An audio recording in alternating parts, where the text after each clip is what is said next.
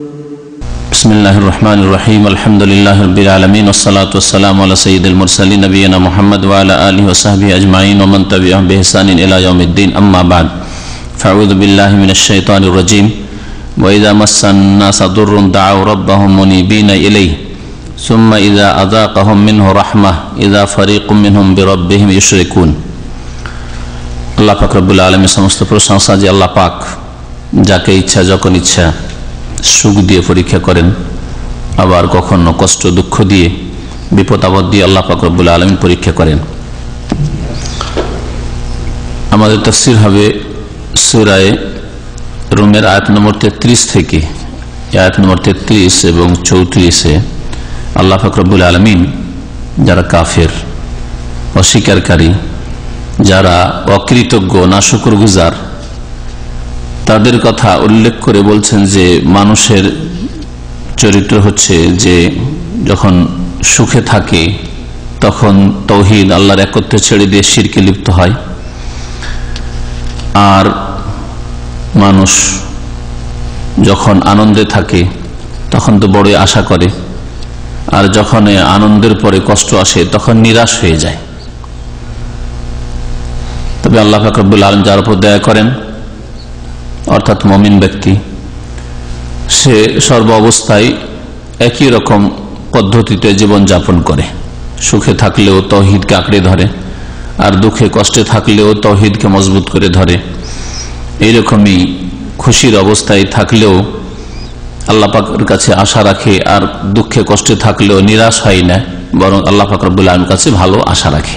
মহান আল্লাহ ইরশাদ করেছেন, ওয়াইজা মাসসান্নাসা দুররুন, যখন মানব জাতিকে কোনো বিপদ আপদ স্পর্শ করে, দুররুন মানে ক্ষতি, ক্ষতি মানে বিপদ আপদ যখন স্পর্শ করে মানুষকে, দাও রব্বাহুম মুনিবিনা ইলাইহি, তখন তাদের প্রতিপালককে তারা আহ্বান করে, ডাকে তার অভিমুখী হয়ে, মুনিবিনা ইলাইহি আল্লাহ অভিমুখী হয়ে, আল্লাহকে একাগ্র চিত্তে ডাকা শুরু করে যখন বিপদ আপদে পড়ে।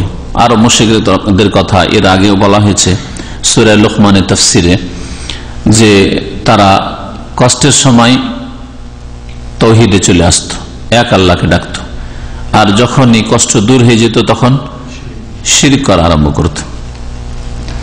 আল্লাহ পাক বলছেন, সুম্মা ইযা আযাকাহুম মিনহু রাহমাহ, অতঃপর যখন আল্লাহ পাক তাদেরকে তার পক্ষ থেকে রহমতের স্বাদ আস্বাদন করাতেন, ইযা ফারিকুম মিনহুম বিরাব্বিহিম ইউশরিকুন, তখন তাদের এক দল তাদের প্রতিপালকের সাথে শিরক আরম্ভ করত।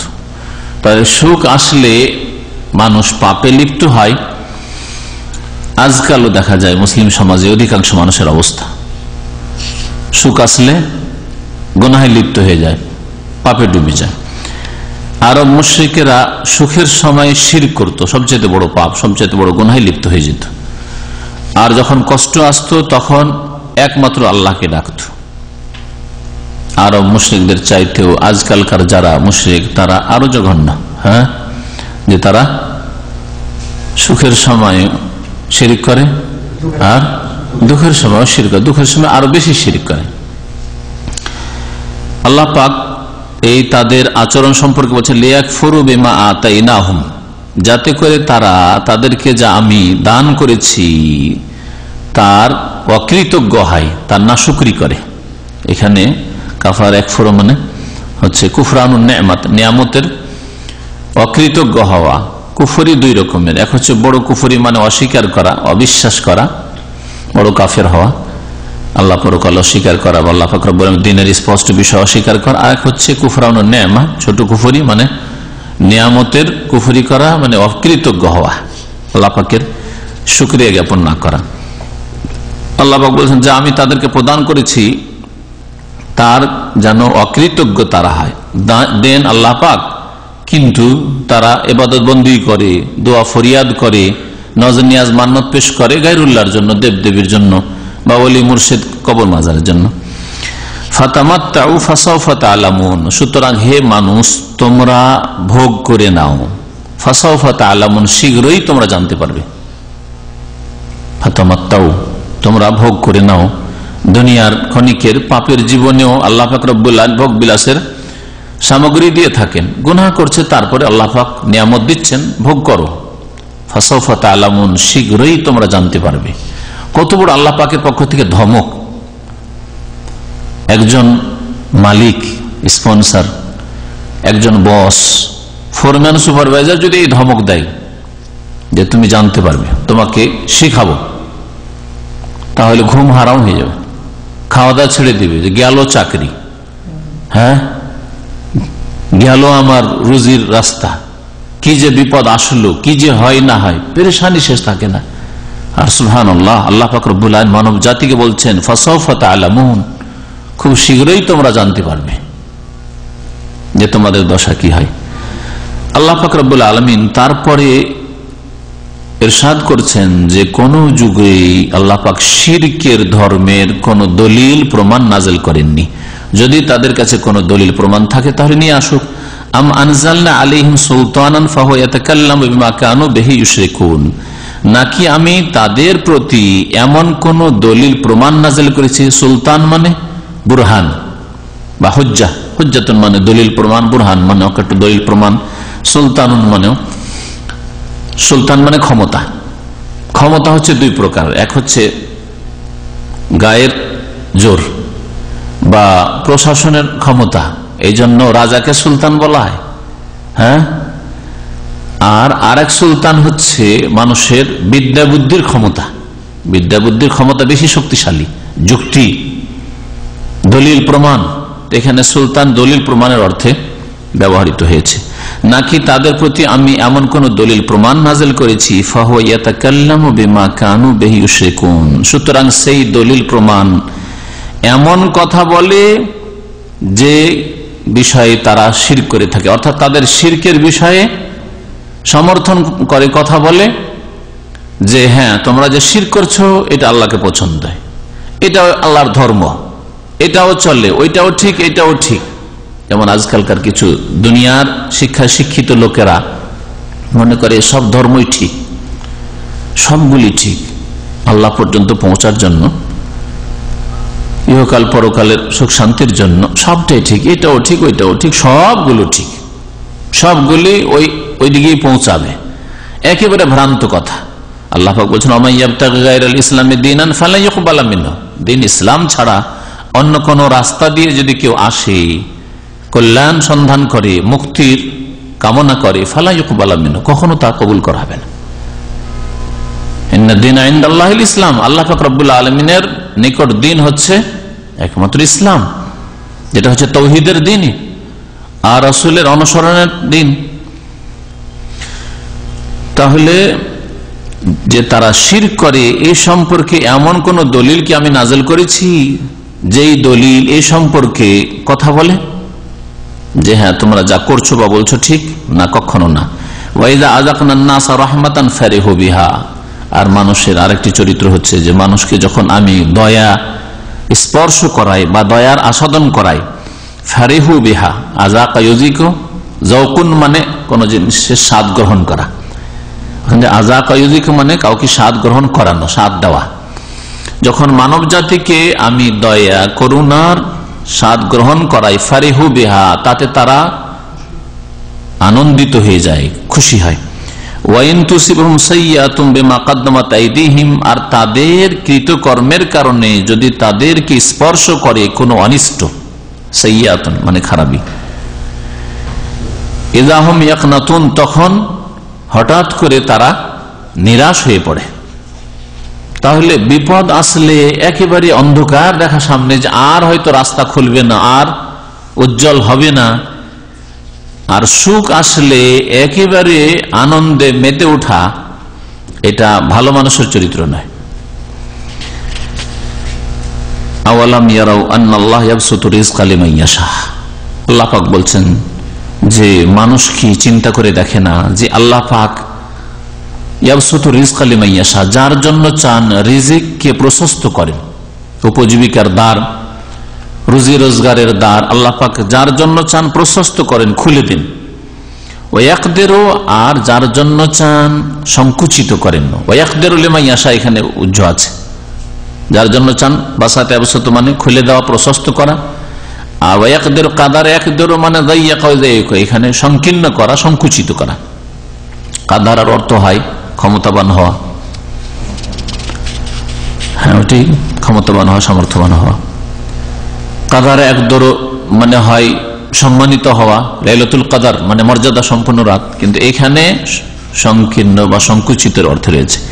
ইন্না ফি যালিকা লাআয়াত, নিশ্চয়ই এতে বহু নিদর্শন রয়েছে, শিক্ষণীয় বিষয় রয়েছে। লিকাওমি ইউমিনুন, বিশ্বাসী জাতির জন্য, যারা বিশ্বাসী আল্লাহ পরকালে, তারা উপলব্ধি করবে যে আল্লাহ পাক যাকে ইচ্ছা করেন রিজিক যথেষ্ট পরিমাণে দিয়ে থাকেন, আর একই মানুষকে আবার কখনো কখনো কোনো সময় আল্লাহ পাক রব্বুল আলামিন অফুরন্ত দিচ্ছেন, কোনো সময় রাস্তাকে সংকীর্ণ করে দেন। সবকিছু আল্লাহ পাকের হাতে। তাহলে যার জন্য রিজিকের দ্বার সংকুচিত হয়ে গেছে, অভাব দেখা দিয়েছে, বিপদ আপদ এসছে, তার মানে এই না যে হতাশ হয়ে যেতে হবে, বরং আল্লাহ পাকের কাছে ভালো আশা রাখতে হবে। আর তাতে বিচলিত হইলে হবে না, পেরেশান হওয়ার কিছু নেই। ইন্না মাল উসরি ইউসরা, নিশ্চয় যেখানে কঠিন সেখানে আসান হবে, সহজ হবে ইনশাআল্লাহ। এই জন্য নবী করিম সাল্লাল্লাহু আলাইহি ওয়াসাল্লামের সহিহ হাদিস রয়েছে সহিহ বুখারীতে, আজাবান লিল মুমিন বা আজাবান লি আমরিল মুমিন, মুমিনের বিষয়টি আশ্চর্য বিষয়। ইন্না আমরাহু কুল্লাহু খায়র, মুমিনের সব কাজে, জীবনের প্রত্যেকটি ক্ষেত্রে কল্যাণ আছে। মুমিনের কোন জায়গায় ক্ষয়ক্ষতি নেই, লাভ আর লাভ সবসময়। ওয়ালাইসা যালিকা ইল্লা লিল মুমিন, আর এটা একমাত্র মুমিনকেই হাসিল হয়। মুমিন ছাড়া যারা পাপিষ্ঠ গুনাহগার, যারা দুর্বল ইমানের লোক, অথবা মুমিন নয় কাফির অস্বীকারী, তারা এটা হাসিল করতে পারে না। সত্যিকার অর্থে যারা খাঁটি মুমিন, তারাই এই স্বাদ, এই সুখটা হাসিল করে সব সময় সুখে। ইন্না আমরাল মুমিন কুল্লাহু খায়র, মুমিনের সব কাজে কল্যাণ রয়েছে। ইন আসাবাহু সাররা, যদি তাকে সুখ স্পর্শ করে, শাকারা, শুকরিয়া আদায় করে, ফাকানা খায়র আল্লাহ, শুকরিয়া আদায় করে আল্লাহ পাক আরো বাড়িয়ে দেন। সুখ হইলে অহংকারী হয় না, বরং শুকরিয়া আদায় করে। ওয়াইন আসাবাহু দাররা, আর যদি বিপদ আপদ আসে, রাস্তা অন্ধকার, ভবিষ্যৎ অন্ধকার, মনে হচ্ছে যে অচল অবস্থা, সংকটের মুহূর্ত, সাবারা, ধৈর্য ধারণ করে, ফাকানা খায়র আল্লাহ, বালা মুসিবত আসলে ধৈর্য ধারণ করে, তাতেই মুমিনের জন্য কল্যাণ হয়, ওতেও কল্যাণ রয়েছে। ধৈর্য ধরলে ইন্নাল্লাহ মা'আস সাবিরিন, ধৈর্যশীলদের সাথে আল্লাহ পাক আছেন। আর শুকর গুজার হলে, শুকরিয়া আদায় করে আল্লাহ পাক রব্বুল আলামিন শুকর গুজারের বৃদ্ধি করে দেন। এই লাভটা কার হয়? একমাত্র মুমিন ব্যক্তির হয়। তাহলে সত্যিকার অর্থে ইমানদার হলে আল্লাহর প্রতি আস্থা ভরসা, আল্লাহ সম্পর্কে হুসনে জান মানে সুধারণা, ভালো ধারণা রাখা।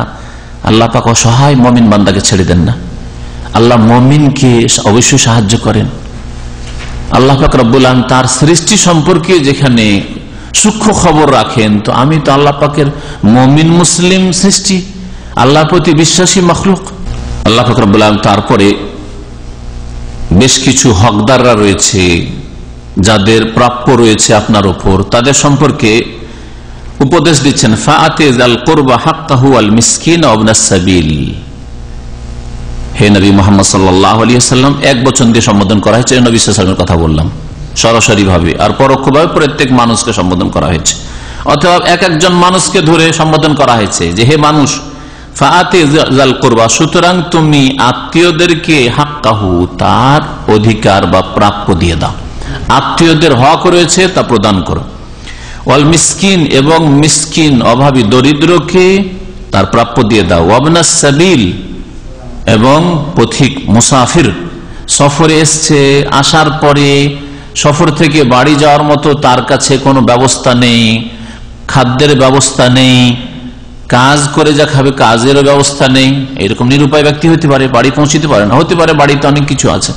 যদি আজকালকার জামানাটা আলহামদুলিল্লাহ পরিবর্তন হয়ে গেছে, আজকে দুনিয়া যেখানে থাকেন না কেন, বাড়িতে যদি অবস্থা ভালো থাকে তো বাড়ি থেকে যে কোনো সময় টাকা পয়সা আনিয়ে নেওয়া যেতে পারে।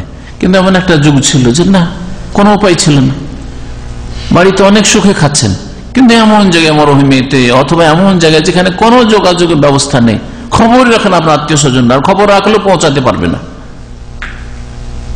এই জন্য মুসাফির বাড়িতে সুখী সচ্ছল হলেও তার জাকাতে হক রয়েছে। আল্লাহ পাক হক দিতে বলেছেন, ফরজ হক জাকাত, এছাড়াও দান খেরাত করতে হবে। আল্লাহ পাক এখানে 3 শ্রেণীর মানুষের কথা উল্লেখ করেছেন সংক্ষেপে। আর এইরকমই যারা হকদার, যাদের প্রাপ্য আমাদের উপর আছে, এক মানুষের আরেক মানুষের উপর প্রাপ্য রয়েছে, অধিকার রয়েছে, তাদেরকে দিতে হবে। যালিকা খায়রুল লিল্লাযিনা ইউরিদুনা ওয়াজহাল্লাহ, এটা বড়ই কল্যাণকর ওই সব লোকদের জন্য যারা আল্লাহ পাক রব্বুল আলামিনের সন্তুষ্টি কামনা করে। আল্লাহ পাক রব্বুল আলামিনের চেহারার ইচ্ছা করে, মানে জান্নাতে আল্লাহ পাক রব্বুল আলামিনের সাক্ষাতের আশাবাদী। কারণ সবচেয়ে বড় নিয়ামত হবে জান্নাতে গিয়ে আল্লাহ পাক রব্বুল আলামিনের দিদার, মানে সাক্ষাৎ, আল্লাহ পাকের দর্শন, আল্লাহ পাককে দেখা। তো ইউরিদুনা ওয়াজহাল্লাহ মানে দেখতে চায় আল্লাহ পাক রব্বুল আলামিনের মুবারক চেহারা। উলাইকা হুমুল মুফলিহুন, এরাই হচ্ছে সফল কাম, সার্বিক মঙ্গল এদের জন্য। ওমা আতাইতুম মির রিবান লিয়ারবু ফি আমওয়ালিন নাস ফালা ইয়ারবু ইনদাল্লাহ। প্রাচীন যুগেও, জাহিলিয়াতের যুগেও সুদের কারবার করত, আর মানুষের এটাই ধারণা ছিল যে সুদে টাকা পয়সা বৃদ্ধি পায়, তো ভালোই তো। সুদ ব্যবসার মতো, ব্যবসা করলেও টাকা পয়সা বাড়ে, আর সুদ খেলেও টাকা পয়সা বাড়ে। আজকের যে ব্যাংকিং সিস্টেম তাতেও এই বলছে যে কেউ ব্যবসা করছে, আর যে ব্যবসা করতে পারছে না আমাদের কাছে টাকা পয়সা রাখছে, অথবা আমাদের কাছ থেকে নিচ্ছে, ইনভেস্ট করছে ইত্যাদি, আর এর মাধ্যমে লাভবান হচ্ছে। মানে সুদ আর ব্যবসা জাহিলিয়াতের যুগের জাহেলদের কাছেও যেমন ছিল, আর সুদ ব্যবসা এখনকার যুগের শিক্ষিত যুগের জাহেল, আল্লাহর দিন থেকে যারা অজ্ঞ, আল্লাহর দিন থেকে দূরে, তাদের কাছে একই রকম। আল্লাহ পাক রব্বুল বলছেন যে বাহ্যিক দৃষ্টিতে যদিও লাগে যে সুদের মাধ্যমে টাকা পয়সা বাড়লো, কিন্তু এটা বাড়ে না, নিশ্চিহ্ন হয়ে যায়। মহান আল্লাহ ইরশাদ করেন, ওমা আতাইতুম মির রিবান লিয়ারবু ফি আমওয়ালিন নাস, আর সুদ যা তোমরা দিয়ে থাকো, ওমা আতাইতুম, আর যা কিছু তোমরা দিয়ে থাকো, মির রিবান সুদ, লিয়ারবু ফি আমওয়ালিন নাস, যাতে করে মানুষের ধন সম্পদ বৃদ্ধি পায়। সুদের উপর টাকা নিয়ে সুদ দিচ্ছেন আপনি, 1000 নিয়ে 1100-1200 দিলেন, কি উদ্দেশ্যে? ওর টাকা বাড়বে। আর ও কেন আপনাকে ধার দিয়েছে? আমার বাড়বে। আল্লাহ পাক বলছেন যে ফালা ইয়ারবু ইনদাল্লাহ, আল্লাহ পাকের নিকটে এটা বাড়ে না, বৃদ্ধি পায় না। স্পষ্ট কথা কোরআন কারীমের, যে সুদের মাধ্যমে যা ইনকাম হয় তা বৃদ্ধি পায় না। ফালা ইয়ারবু ইনদাল্লাহ, আল্লাহ পাকের কাছে তা বাড়ে না। অন্য আয়াতে আল্লাহ পাক ইরশাদ করেছেন সূরা বাকারা, ইয়ামহাকুল্লাহুর রিবা, সুদকে আল্লাহ পাক কি করে দেন?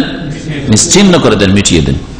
ওয়ায়ুরবিস সাদাকাত, আর দান খেরাত করলে বৃদ্ধি করে আল্লাহ পাক রব্বুল আলামিন।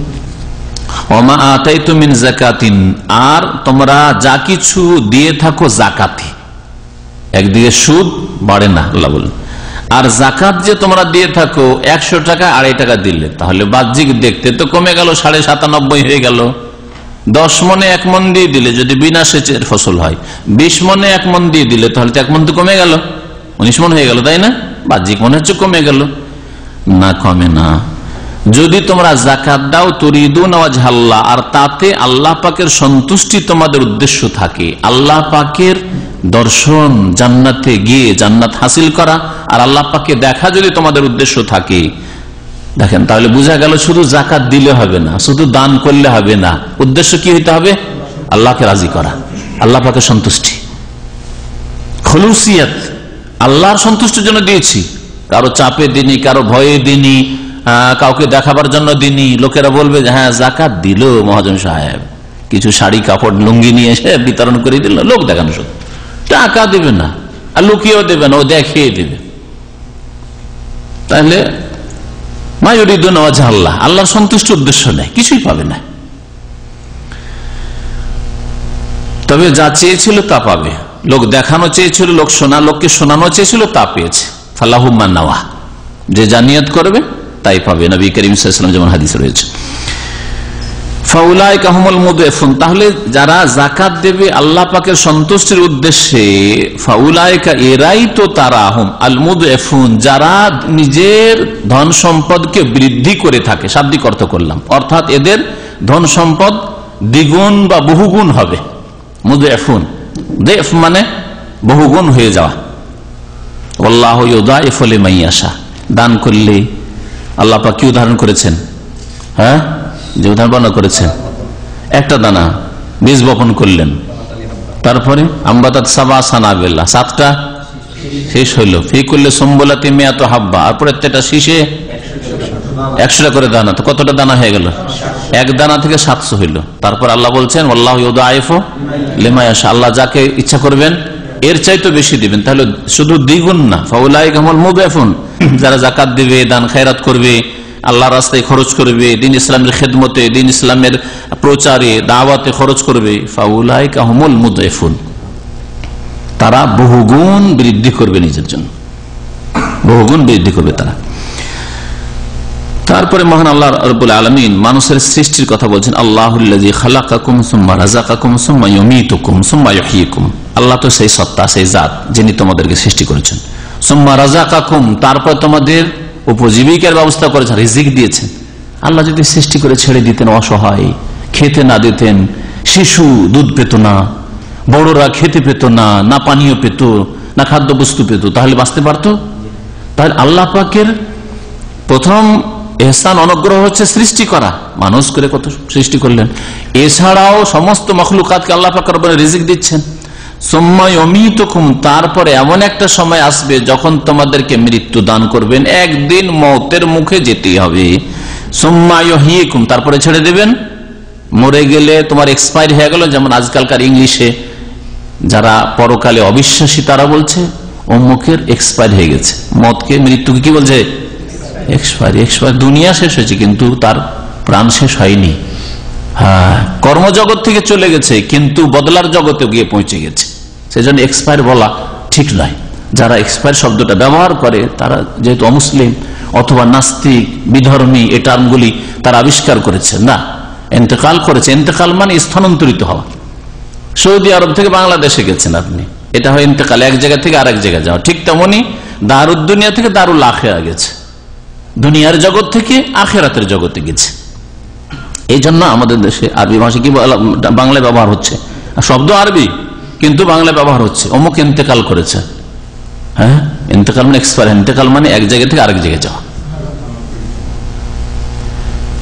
আল্লাহ পাক রব্বুল আলামিন তারপরে ইরশাদ করছেন, অতঃপর তোমাদেরকে হায়াত দান করবেন, আবার প্রাণ দান করবেন। তাহলে মরণের পরে একদিন জীবিত হইতে হবে, আর সেই দিন নামাজ পড়ার জন্য নয়, ঈমান আনার জন্য নয়, জিকির আজকার তাসবিহ করার জন্য নয়, আর পাপ থেকে তওবা করার জন্য না, না, নেকির ব্যালেন্স বাড়ানোর সময় নেই, শেষ হয়ে গেছে, ওটা দুনিয়াতে শেষ হয়ে গেছে, মওতের সাথে সাথে শেষ হয়ে গেছে, এখন হিসাব। সুম্মা ইহয়ীকুম, অতঃপর তোমাদেরকে আল্লাহ পাক রব্বুল আলামিন পুনরায় জীবিত করবেন, প্রাণ দেবেন, সেই দিন জবাবদেহি করতে হবে। সুতরাং চিন্তা করো, আগে থেকে প্রস্তুতি নাও যে তুমি যে অবস্থায় আছো, এই অবস্থায় মরে গেলে তুমি জবাব দিতে পারবে যেদিন আল্লাহ পাক তোমাকে আবার প্রাণ দিয়ে উঠাবেন। হাল মিন শুরাকাইকুম মান ইয়াফআলু মিন যালিকুম মিন শাই, তোমাদের কি এমন কোন শরীক উপাস্য আছে যারা এসবের কোনো কিছু করতে পারে? সৃষ্টি করেছে, রিজিক দিয়ে থাকে, আবার মত দেবে, আবার পুনর্জীবিত করবে, এই যে 4টি কাজের কথা আল্লাহ উল্লেখ করলেন, কোন কেউ না দেবদেবী, না দুর্গা করতে পারে, না দরগা করতে পারে, হ্যাঁ, না রামকৃষ্ণই করতে পারে এটা কাজ, না জিলানি চিশতি করতে পারে, না কোন নবী রাসূলের কাজ এটা। আল্লাহ পাক বলছেন, হাল মিন শুরাকাইকুম, তোমাদের কোন শরীক পার্টনার আছে? মান ইয়াফআলু মিন যালিকুম মিন শাই, এসবের কোনো কিছু, কোনো একটা কাজ করতে পারে? 4টি তো দূরের কথা, কোন একটার কিছু অংশ করতে পারে? সুবহানাহ, আল্লাহ পাক পাক পবিত্র, সমস্ত শরীক হওয়া থেকে, পার্টনার হওয়া থেকে, সমস্ত ত্রুটি থেকে, কারো মুখাপেক্ষী হওয়া থেকে, দুর্বলতা থেকে, সমস্ত কিছু থেকে পাক পবিত্র। আমাদেরকে মানুষের শরীক হইতে হয়, নাহলে চলা যাবে না। আরে আপনার শরীকে হায়াত যদি স্ত্রী না থাকে তো চলতে পারবেন না, কোন দিক সামলাবেন আপনি? বাইরে সামলাবেন না বাড়ি সামলাবেন আপনি? ছেলে মেয়ে না হলে চলতে পারবেন না, যখন বার্ধক্য আসবে শরীরটা খারাপ, এখন ছেলে মেয়ে বড় না হলে কি সংসার চালাবে? আর ছেলে মেয়ে যদি না থাকে তাহলে আর খুঁজতে হবে, বাইরে থেকে লোক সহযোগী খুঁজতে হবে, একজন অপরজনের জন্য পরিপূরক। হ্যাঁ, কেউ স্বয়ং সম্পূর্ণ পৃথিবীতে নেই। চাষি ওই তাঁতির মুখাপেক্ষী, কাপড় না দিলে উলঙ্গ হয়ে থাকতে হবে চাষিকে, তাই না? আর তাঁতি যে কাপড়ের রাজা, যার বাড়িতে কাপড় আছে, সেই ব্যক্তি চাষি কৃষকের মুখাপেক্ষী, খেতে না দিলে না খেয়ে মরবে। কিন্তু আল্লাহ পাক রব্বুল আলামিন সুবহানাহু পাক পবিত্র, কারো মুখাপেক্ষী নন। আল্লাহুস সামাদ, সামাদ সমস্ত কিছু তার মুখাপেক্ষী, আর তিনি কারো মুখাপেক্ষী নন। এই হচ্ছে সামাদের অর্থ। আল্লাহ পাকের যে নাম হচ্ছে সামাদ। তাহলে এটা কি যদি বুঝে নিত, তাহলে মানুষ শিরিক করতো না। কেন আল্লাহ শরীক করবেন যেখানে আল্লাহ পাক রব্বুল আলামিন ত্রুটি মুক্ত? আল্লাহ পাক আরো মহতাজ মুখাপেক্ষী নন, তাহলে কেন আল্লাহ পাক রব্বুল আলামিনের এই ডান হাত বাম হাত সহযোগী লাগবে? আল্লাহ পাকের এসব লাগে না। আর এটা রাষ্ট্রনায়কের লাগে, প্রধানমন্ত্রীর জন্য লাগে, এতগুলো মন্ত্রী লাগে, এতগুলো এমপি লাগে, না হলে একা দেশ সামলাতে পারবে না। আল্লাহর জন্য লাগে না? লাগে না। আল্লাহ পাক রব্বুল আলামিন সুবহানাহু ওয়া তাআলা আম্মা ইউশরিকুন, আর যেসব তারা শিরক করে থাকে তা থেকে আল্লাহ পাক রব্বুল আলামিন সুউচ্চ সুমহান। আল্লাহ পাক পাক পবিত্র সুবহানাহু, আর তাআলা মানে সুউচ্চ সুমহান। আল্লাহ পাক রব্বুল আলামিন তারপরে পৃথিবীতে পাপের যে কুফল আছে, পাপের কুপরিণাম আছে, সে সম্পর্কে ইরশাদ করেছেন যাহারাল ফাসাদু ফিল বাররি ওয়াল বাহরি বিমা কাসাবাত আইদিন নাস। জাহারাল ফাসাদ, বিপর্যয় নেমে এসেছে। জাহারা মানে প্রকাশ পাওয়া, জাহারাল ফাসাদ, ফাসাদ মানে হচ্ছে বিপর্যয়, অশান্তি, বিপদ আপদ, দুর্যোগ, বালা মুসিবত, আযাব শাস্তি, সবকে শামিল ফাসাদ। জাহারাল ফাসাদু, বিপর্যয় সৃষ্টি হয়েছে, ফিল বাররে স্থলে, ওয়াল বাহরে আর সমুদ্রে অর্থাৎ জলে, জলে স্থলে, যেখানে দেখেন না কেন আল্লাহ পাক রব্বুল আলামিনের বিভিন্ন রকমের আযাব নেমে এসছে, স্থলে হোক অথবা জলে হোক, সমুদ্র পথে হোক, নদী নালায় হোক, আল্লাহ পাক রব্বুল আলামিনের বিভিন্ন রকমের আযাব এসছে। সমুদ্রে আযাব, কত রকমের তুফানের আযাব, নদী নালায় আযাব, বন্যার আযাব, বৃষ্টির আযাব, প্রয়োজন নেই তখন বৃষ্টি, যখন প্রয়োজন পানির প্রয়োজন পানি নেই, শুকিয়ে মরছে মানুষ। স্থলে আযাবের শেষ নেই, নিজের শারীরিক আযাব থেকে শুরু করে মানসিক আযাব, পারিবারিক আযাব, সামাজিক আযাব, রাষ্ট্রীয় আযাব, জাতীয় আযাব, আযাব আর বালা মুসিবতের শেষ নেই। কিসের জন্য? বিমা কাসাবাত আইদিন নাস, মানব জাতির হাত যে পাপগুলি করেছে, অর্থাৎ মানব জাতির কৃতকর্মের কারণে মানুষের বিভিন্ন দেশে যে পাপ হচ্ছে, এই পাপের কারণে জলে স্থলে বিপর্যয় নেমে এসেছে। আল্লাহ পাক রব্বুল আলামিন আযাব শাস্তি নেমে এসেছে। কেন? আল্লাহ পাক বলছেন এতেও আল্লাহ পাক তোমাদের সংশোধন করতে চান। মহাশাস্তি আখিরাতের আযাব থেকে যাতে বাঁচার কোনো একটু ফিকির করো, চিন্তা করো, আর এখানে একটু সংশোধন করে দুনিয়া থেকে পাড়ি দাও। এই জন্য লিউযিকাহুম বাযাল্লাযী আমিলু, যাতে করে আল্লাহ পাক তাদেরকে আস্বাদন করান যেসব কর্ম তারা করেছে তার কিছু শাস্তি। তাহলে দুনিয়াতে এত পাপ হচ্ছে মানুষের, সবগুলি পাপের আযাব শাস্তি আল্লাহ দুনিয়াতে দেন না, হ্যাঁ, বরং বাযাল্লাযী আমিলু, তারা যে কর্মগুলি করেছে, পাপগুলি করেছে, তার কিছু শাস্তি আল্লাহ পাক তাদেরকে দিতে চান। উদ্দেশ্য কি শাস্তি দেওয়ার? লাআল্লাহুম ইয়ারজিউন, যাতে করে তারা ফিরে আসে আল্লাহ পাকের দিকে, আল্লাহ পাকের দ্বীনকে মজবুত করে ধারণ করার দিকে, কোরআন সুন্নাহকে মজবুত করে ধারণ করার দিকে, জীবনের প্রত্যেকটি স্তরে আল্লাহ পাকের বিধানের যাতে বাস্তবায়ন হয়, ব্যক্তি জীবন থেকে শুরু করে সমস্ত জীবনে আল্লাহ পাকের যে আসমানি সিলেবাস রয়েছে, এই সিলেবাস আমরা ফলো করছি কিনা, মেনে চলছি কিনা, এই বিষয়গুলি নিয়ে তারা চিন্তাশীল হয় এবং সংশোধন করে, ফিরে আসে, বেনামাজি মসজিদের দিকে ফিরে আসে। মুশরিকগুলি বিভিন্ন আস্তানাতে ধর্ণা দিচ্ছে, তারা একমাত্র রব্বুল আলামিনের দিকে যেন ফিরে আসে, একমাত্র আল্লাহর কাছে যেন চায়, আল্লাহকে যেন একমাত্র সিজদা করে, আল্লাহ পাক রব্বুল আলামিনকে যেন একমাত্র ডাকে, আল্লাহর জন্য একমাত্র মান্নত করে, আল্লাহর জন্য একমাত্র জবাই করে। লাআল্লাহুম ইয়ারজিউন, জালেমরা জুলম থেকে যেন ফিরে আসে, ইনসাফের দিকে, ন্যায় নীতির দিকে। কুল সিরু ফিল আরদ, হে নবী বলে দাও তুমি যে সিরু ফিল আরদ, হে মানব জাতি তোমরা পৃথিবীতে বিচরণ করো, ভ্রমণ করো। ফানজুরু, এবং তোমরা গভীরভাবে চিন্তা করে দেখো, কাইফা কানা আকিবাতুল লাযিনা মিন ক্বাবলু, এর পূর্বে যারা ছিল তাদের কি পরিণাম হয়েছে। বহু জাতি যারা ধ্বংসে পতিত হয়েছে, তাদেরকে আল্লাহ পাক রব্বুল আযাব দিয়ে ধ্বংস করেছেন, তাদের এলাকাগুলি একটু ঘুরে দেখো যে তাদের পরিণাম কি হয়েছে। কানা আকসারুহুম মুশরিকিন, তাদের অধিকাংশই মুশরিক ছিল, তাদের অনেক পাপ ছিল, কিন্তু সবচেয়ে বড় পাপ কি ছিল? আকসারুহুম মুশরিকুন, অধিকাংশ লোকই মুশরিক ছিল। নূহ আলাইহিস সালামের জাতিকে আল্লাহ ধ্বংস করেছেন, মুশরিক ছিল। হ্যাঁ, ফেরাউনের জাতি মুশরিক ছিল। তারপরে আদ সামুদ মুশরিক ছিল, বহু পাপের সাথে এই শিরকের পাপ সবচেয়ে বড় পাপ ছিল। লূত আলাইহিস সালামের জাতির অন্যান্য পাপের সাথে সমকামিতার সাথে ওর চাইতে বড় পাপ ছিল, সেটা হচ্ছে শিরক কুফরি ছিল। এইভাবে মুসলিম সমাজের যে পতন হয়েছে উত্থানের পরে, মোগল শাসনের কথা ভারত উপমহাদেশের ইতিহাস অনেকে যারা স্কুল কলেজে পড়েছেন, ইতিহাস পড়েছেন, অথবা সাইডে অনেকে স্কুল কলেজে না পড়লেও পড়ে দেখবেন এই ইতিহাসগুলি, যে এরা ধর্মের নামে, ইসলামের নামে কবর মাজার পূজাকেই তারা ধর্ম মনে করেছিল। নবী করিম সাল্লাল্লাহু আলাইহি ওয়াসাল্লাম আদর্শবাদ দিয়ে সুফিবাদ আর তরিকত, এগুলির নাম তাদের ইসলাম ছিল। কান আকসার মুশরিকিন, এর অধিকাংশই মুশরিক ছিল, যার ফলে আল্লাহ পাকের আযাব এসেছে। আল্লাহ পাক এত উঠিয়ে দিয়ে, এর আগে আমি বলেছি ভারতে এখনো আর তখনো 100 জনে 70 জন হিন্দু ছিল, ঠিক কিনা? এখনো ভারতে এরকম অবস্থা আছে। আর তখন মোগল আমলে 700-800 বছর যে মুসলিম শাসকরা দেশ চালাচ্ছেন, তখনও অমুসলিমদের সংখ্যা 70%। তারপরে তাদেরকে আল্লাহ পাক নেতৃত্ব দিয়েছেন। তাহলে বোঝা গেল যদি সংখ্যা বেশি হইলেই যে মুসলিমদের হাতে আল্লাহ পাক এই খেলাফতের নিয়ামত তুলে দেবেন এমন কথা না। এখন সংখ্যায় অধিকাংশ মুসলিম দেশগুলি 50-এর বেশি তাদের সংখ্যা, তাই না? 80-90, শতকরা 80-90 জন মুসলিম। তারপরে মানব রচিত বিধান, পশ্চিমা বিধান, ইহুদি নাসারাদের তৈরি করা বিধান দিয়ে দেশ চালিত হচ্ছে।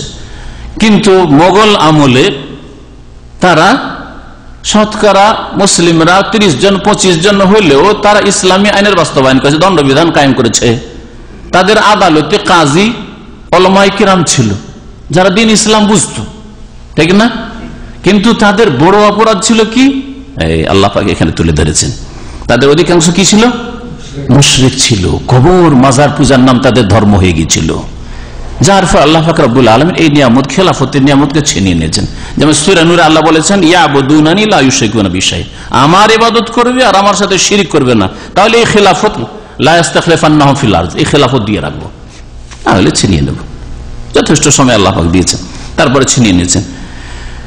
এখন মুসলিম জাতিকে চিন্তাশীল হওয়া উচিত, ওই রোগগুলিকে শনাক্ত করা উচিত যে কি কি রোগগুলি আমাদের মধ্যে আছে, যার ফলে আল্লাহ পাক খেলাফত ছিনিয়ে নিয়েছেন। আর খেলাফতের পুনরুদ্ধারের জন্য আবার রোগ সারিয়ে সত্যিকার অর্থে মুমিন মুসলিম হয়ে আল্লাহর দ্বীন মজবুত করে ধরলে আল্লাহ পাক রব্বুল আলামিন আবার সেই খেলাফত ফিরিয়ে দেবেন। অবশ্যই আল্লাহ পাকের ওয়াদা রয়েছে মুমিনদের সাথে, সৎকর্মশীলদের সাথে। আল্লাহ পাক তারপরে ইরশাদ করেছেন নবী করিম সাল্লাল্লাহু আলাইহি ওয়াসাল্লামকে সম্বোধন করে, ফাকিম ওয়াজহাকা লিদ-দীনিল কাইয়্যিম, হে নবী তোমার মুখমণ্ডলকে সুপ্রতিষ্ঠিত করো, সোজা করে নাও। লিদ-দীনিল কাইয়্যিম, সুপ্রতিষ্ঠিত দ্বীনের উদ্দেশ্যে, মানে আল্লাহ পাকের দ্বীনকে পূর্ণরূপে তুমি কায়েম করো। দ্বীন কায়েম করা মানে আল্লাহ পাকের একত্ব তাওহীদ প্রতিষ্ঠা করা, প্রথম শিরক মুক্ত হওয়া। আর দ্বীন কায়েম করা মানে ইসলামের যতগুলি স্তম্ভ রয়েছে, ইসলামের যতগুলি ফরাইজ রয়েছে সেগুলিকে পালন করা।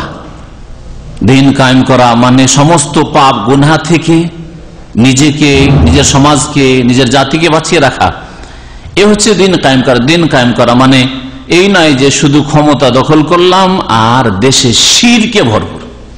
যে দ্বীন কায়েমের যে অর্থ আজকাল একটা রাজনৈতিক অর্থ শুরু হয়েছে, এটা একেবারে ভুল অর্থ। দ্বীন কায়েম করা মানে জীবনের প্রত্যেকটি ক্ষেত্রে দ্বীনের বিধিবিধান কায়েম করা।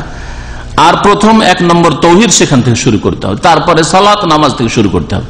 এই জন্য নবী করিম সাল্লাল্লাহু আলাইহি ওয়াসাল্লাম বলেছেন যে যতক্ষণ পর্যন্ত তোমাদের শাসকরা নামাজ কায়েম রেখেছে না, ততক্ষণ পর্যন্ত তাদের বিরুদ্ধে বের হওয়া যাবে না। তাহলে বোঝা গেল যে দিন কায়েম করা, তাওহীদের পরে সবচেয়ে বড় দিন কায়েম করা হচ্ছে 5 ওয়াক্ত নামাজ। নামাজ ট্রেনিং কোর্স নয়, বড় বেয়াদবি এটা যে নামাজ কি বলবে যে বড় ইবাদত পর্যন্ত অর্থাৎ ক্ষমতা পর্যন্ত পৌঁছার জন্য এটা ট্রেনিং কোর্স, বড় বেয়াদবি এটা আল্লাহর দ্বীনের সাথে।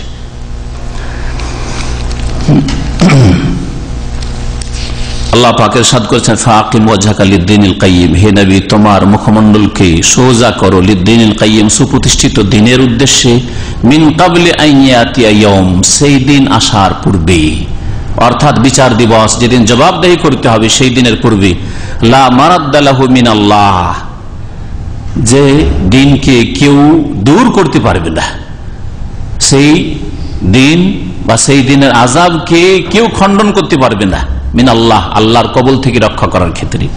ইয়াউমাইযিন ইয়াসাদ্দাউন, সেই দিন মানুষ বিচ্ছিন্ন হয়ে যাবে বা বিভক্ত হয়ে যাবে।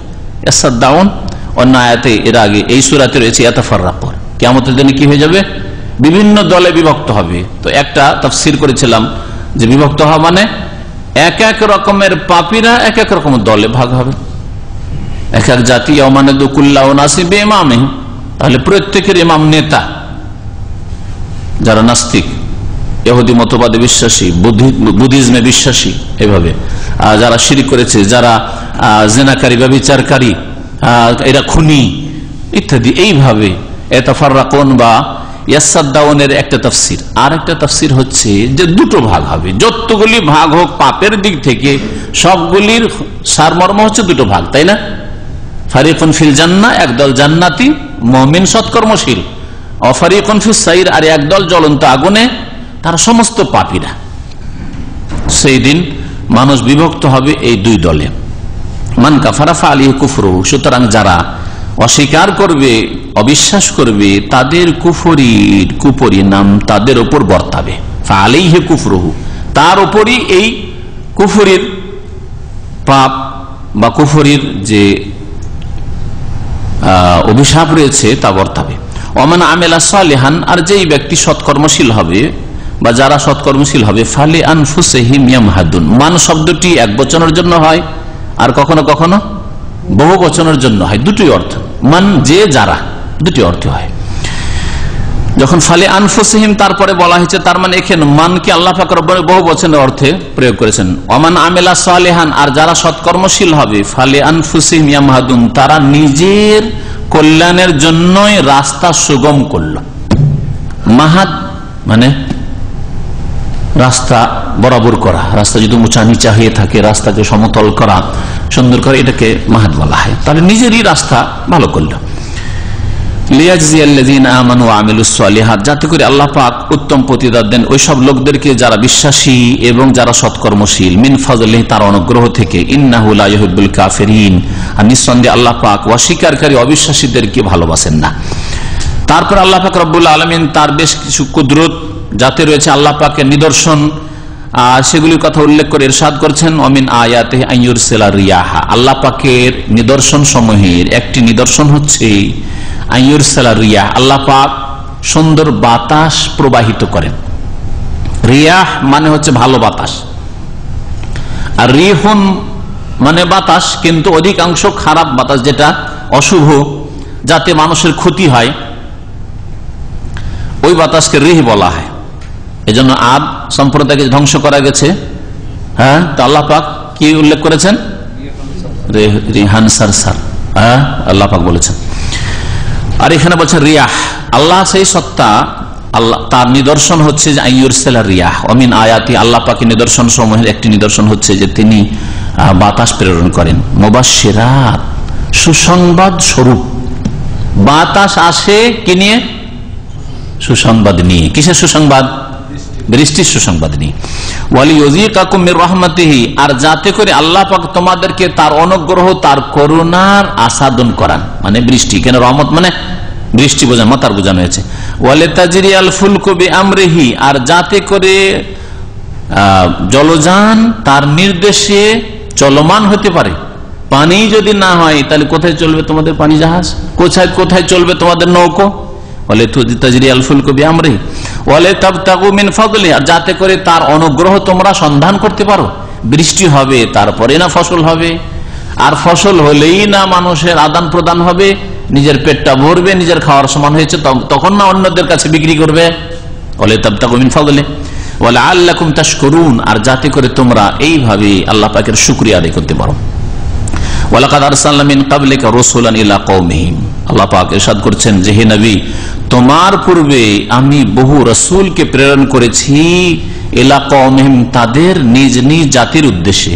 ফাজাউহুম বিল বাইয়িনাত, এসব নবীরা এসেছিল বিল বাইয়িনাত, সুস্পষ্ট দলিল প্রমাণ নিয়ে, কিন্তু যখন তারা মানেনি, অপরাধী হয়েছে, ফান্তাকামনা মিনাল্লাযিনা আজরামু, আমি প্রতিশোধ নিয়েছিলাম ওই সব পাপীদের, আল্লাযিনা আজরামু, যারা অপরাধ করেছিল, অপরাধীদের আমি প্রতিশোধ নিয়েছিলাম, মানে তাদেরকে শাস্তি দিয়েছিলাম। ওয়া কানা হাক্কান আলাইনা নাসরুল মুমিনিন, আর মুমিনদের সাহায্য করা আমার উপর হক, ন্যায্য হক। সুবহানাল্লাহ। তাহলে কিয়ামত পর্যন্ত আল্লাহ পাকের বিধান যে মুমিনদের সাহায্য করা আল্লাহ করে থাকেন, নয় আল্লাহর উপর এটা আপনার প্রাপ্য হক। আপনি যে কিছু আল্লাহকে দিয়ে রেখেছেন বলে হক না, আল্লাহ পাকের পক্ষ থেকে অনুগ্রহ পূর্বক হক বলেছেন, তাফাদ্দুলান মিনহু, আল্লাহর পক্ষ থেকে এটা অনুগ্রহ। এই যে আল্লাহ পাক নিজে দায়িত্ব নিয়েছেন যে মুমিন তোমার সাহায্য করব, এটা আল্লাহ পাকের পক্ষ থেকে অনুগ্রহ, এটাও অনুগ্রহ। তাহলে সত্যিকার অর্থে যদি মুমিন হয়ে যায় মানুষ, শিরক মুক্ত মুমিন, ইবাদত গুজার মুমিন, জালেম নয় জুলম মুক্ত মুমিন, তাহলে তাদের জন্য উলাইকা লাহুমুল আমন, নিরাপত্তা রয়েছে, ওয়া হুম মুহতাদুন, আর হেদায়েত রয়েছে। যারা নিরাপদ, আল্লাহ পাকের দুনিয়া আখিরাতের আযাব থেকে নিরাপদ, জুলম অত্যাচার থেকে নিরাপদ, বালা মুসিবত থেকে নিরাপদ। আর যদি সামান্য কিছু হয় সেটা আখিরাতের মহাপুরস্কারের তুলনায় তুচ্ছ। দুনিয়ার কিছু কষ্ট হওয়াটা এমন কিছু মূল্য রাখে না, কারণ ওই রকমের ঈমান তাদের অন্তরে এসেছে। আল্লাহ পাক ইরশাদ করছেন আল্লাহুল্লাযী ইরসিলুর রিয়াহ, তারপর আরেক কুদরতের কথা, আল্লাহ সেই সত্তা যিনি বাতাসকে প্রেরণ করেন, ফাতুসিরু সাহাবান, এই বাতাস থেকে কিভাবে বৃষ্টি আসমানে সঞ্চারিত হয়, মেঘমালা সঞ্চারিত হয়, তারপরে তার থেকে বৃষ্টি বর্ষণ হয়। আল্লাহ পাক ইরশাদ করেছেন আল্লাহ সেই সত্তা আল্লাযী ইরসিলুর রিয়াহ, যিনি বাতাস প্রেরণ করেন, ফাতুসিরু সাহাবান, তারপরে মেঘমালাকে সঞ্চারিত করে। আকাশের দিকে তাকালে কিছুক্ষণ আগে মোটে মেঘ ছিল না, কোথা থেকে উড়িয়ে বাতাসে নিয়ে আসলে দেখলেন মাথার সামনে একবারে মেঘে ঘেরে নিল, আর অন্ধকার হয়ে আসলে সূর্য দেখতে পাচ্ছেন না, কোন রৌদ্র নেই। ফায়াবসুতু ফিস সামা, তারপরে এক জায়গায় যে জমা হয়ে থাকে মেঘমালা, সেটাকে আল্লাহ পাক আবার ছড়িয়ে দেন। ফায়াবসুতু ফিস সামা, তাকে আল্লাহ পাক ছড়িয়ে দেন ফিস সামা, আকাশে, যেই যে এলাকা যত দূর পর্যন্ত আল্লাহ পাক বৃষ্টি দেবেন ছড়িয়ে দেন। কাইফা ইয়াশা, যেইভাবে আল্লাহ চান, যে এলাকা চান, যেই সময়ে চান, যেভাবে আল্লাহ পাক চান, যতটা পরিমাণ চান, কাইফা ইয়াশা। ওয়ায়াজআলুহু কিসাফান, কিসফাতুন এর জামা কিসাফান, আর সেগুলিকে আল্লাহ পাক রব্বুল আলামিন বানিয়ে দেন স্তরে স্তরে, কিসাফান, টুকরো টুকরো, কিসাফান, স্তরে স্তরে। দেখবেন এই প্লেনে যে সফর করেছেন, আপনারা তো সবাই সফর করেছেন, আর মেঘের অবস্থায় সফর করে তার আকাশে মেঘ আছে, কেমন মনে হয় সুবহানাল্লাহ, মেঘের পাহাড় স্তরে স্তরে হয়ে আছে। ফাতারাল ওয়াদকা ইয়াখরুজু মিন খিলালিহি, এই বাতাস না প্রবাহিত হলে মেঘ হইতো না, বৃষ্টি হইতো না, ওই মেঘমালা থেকেই যেত। আল্লাহ বলছেন তারপরে তুমি দেখবে আল ওয়াদকা, ওয়াদক মানে হচ্ছে মতার, সহজ আরবি বৃষ্টির হচ্ছে মতার, আর এটা একটু কঠিন আরবি। ফাতার আল ওয়াদকা, তখন তুমি বৃষ্টিকে দেখবে। জি, ইয়াখরুজু মিন খিলালিহি, যে এই মেঘমালা, যে স্তরে স্তরে মেঘমালা আকাশে ছড়িয়ে আছে, তার থেকে বেরিয়ে আসছে, ফোটা ফোটা পড়তে আছে। ফাইজা আসাবা বিহি মাইয়াশা, তখন আল্লাহ পাক তার দ্বারা যাকে ইচ্ছা স্পর্শ করেন, মানে যাকে ইচ্ছা যে এলাকায় ইচ্ছা আল্লাহ পাক বৃষ্টি বর্ষণ করেন, মিন ইবাদি, তার বান্দাদের মধ্য থেকে। যখন বৃষ্টি শুরু হয়, অনাবৃষ্টির পরে, দীর্ঘদিন খরার পরে, তখন কি হয় মানুষের অবস্থা? খুশির শেষ থাকে না। আল্লাহ তাই বলছেন ইযাহুম ইয়াস্তাবশিরুন, তখন তারা আনন্দিত হয়ে পড়ে, বড়ই খুশি হয় তারা। ওয়াইন কানু মিন ক্বাবলি আন ইউনাজ্জালা আলাইহিম মিন ক্বাবলিহি লামুবলিসিন, যদিও তারা মিন ক্বাবলি আন ইউনাজ্জালা আলাইহিম, তাদের উপর এই বৃষ্টি নামার পূর্বে, মিন ক্বাবলিহি আগে থেকেই, লামুবলিসিন হতাশ হয়ে গেছিল। দীর্ঘদিন বৃষ্টি না হয়, আকাশে মেঘও দেখতে পাইতো না, আর খরা আর গরমের শেষ নাই। অনেক সময় মানুষ নিরাশ হয়ে যায়, হাই বৃষ্টি হবে না মনে হয়, এবছর আর বৃষ্টি হলো না। আল্লাহ পাক মানুষের এই অবস্থার কথা এখানে তুলে ধরেছেন। ফানজুর ইলা আসার রহমাতিল্লাহ, হে মানুষ তুমি একটু চিন্তা করে দেখো আল্লাহ পাকের রহমতের লক্ষণ, আসার রহমতের প্রভাব। যে বৃষ্টি ছিল, মেঘ ছিল না, মেঘ আকাশে হঠাৎ করে আসলো, তারপরে বাতাস চলতে লাগলো আর বৃষ্টি বর্ষণ শুরু হলো। দেখো আল্লাহ পাকের কি রহমতের প্রভাব বা রহমতের লক্ষণ। কাইফা ইউহিল আরদা বাদা মওতিহা, মরে যাওয়া জমিন অনাবাদ হয়ে গেছিল, একটিও গাছ, একটিও কোন রকমের উদ্ভিদ দেখা যেত না। হঠাৎ করে দেখা গেল যে কাইফা ইউহিল আরদা বাদা মওতিহা, এই ভূমিকে আল্লাহ কিভাবে জীবন্ত করলেন এই ভূমি মরে যাওয়ার পরে, মানে অনাবাদ হয়ে যাওয়ার পরে। যে আল্লাহ পাক রব্বুল আলামিন অনাবাদ জমিনকে প্রাণ দিতে পারেন, আর তাতে থেকে কত উদ্ভিদ গাছপালা জন্মাতে শুরু হলো বৃষ্টি বর্ষণের পরে, ইন্না যালিকা লামুহিল মাউতা, সে আল্লাহই তো মৃতদেরকে এইভাবে প্রাণ দেবেন, হায়াত দেবেন। অনাবাদ মরে যাওয়া জমিনকে যখন আল্লাহ পাক জীবন্ত করতে পারেন, তখন মরে যাওয়া মানুষ যে মাটিতে মিশে গেছে, গলে গেছে, সরে গেছে, পচে গেছে, লামুহিল মাউতা, এসব মৃতকে আল্লাহ পাক অবশ্যই হায়াত দিতে পারবেন, প্রাণ দেবেন। ওয়া হুয়া আলা কুল্লি শাইইন কাদির, সে আল্লাহ পাক রব্বুল আলামিন সবকিছুর উপর ক্ষমতাবান।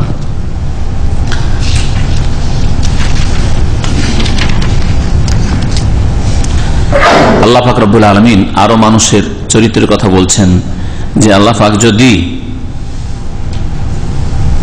বৃষ্টি দিলেন, ফসল দেখা গেল, তারপরে কিছুদিন পরে আবার এমন খরা পড়লো যে পানির প্রয়োজন কিন্তু পানি নেই, সেচ ব্যবস্থাও নেই, আর উপর থেকে বৃষ্টিও নেই, তখন ফসলগুলি কেমন হয়ে যায়, শুকিয়ে যেতে লাগে, হলুদ বর্ণ হয়ে যায়।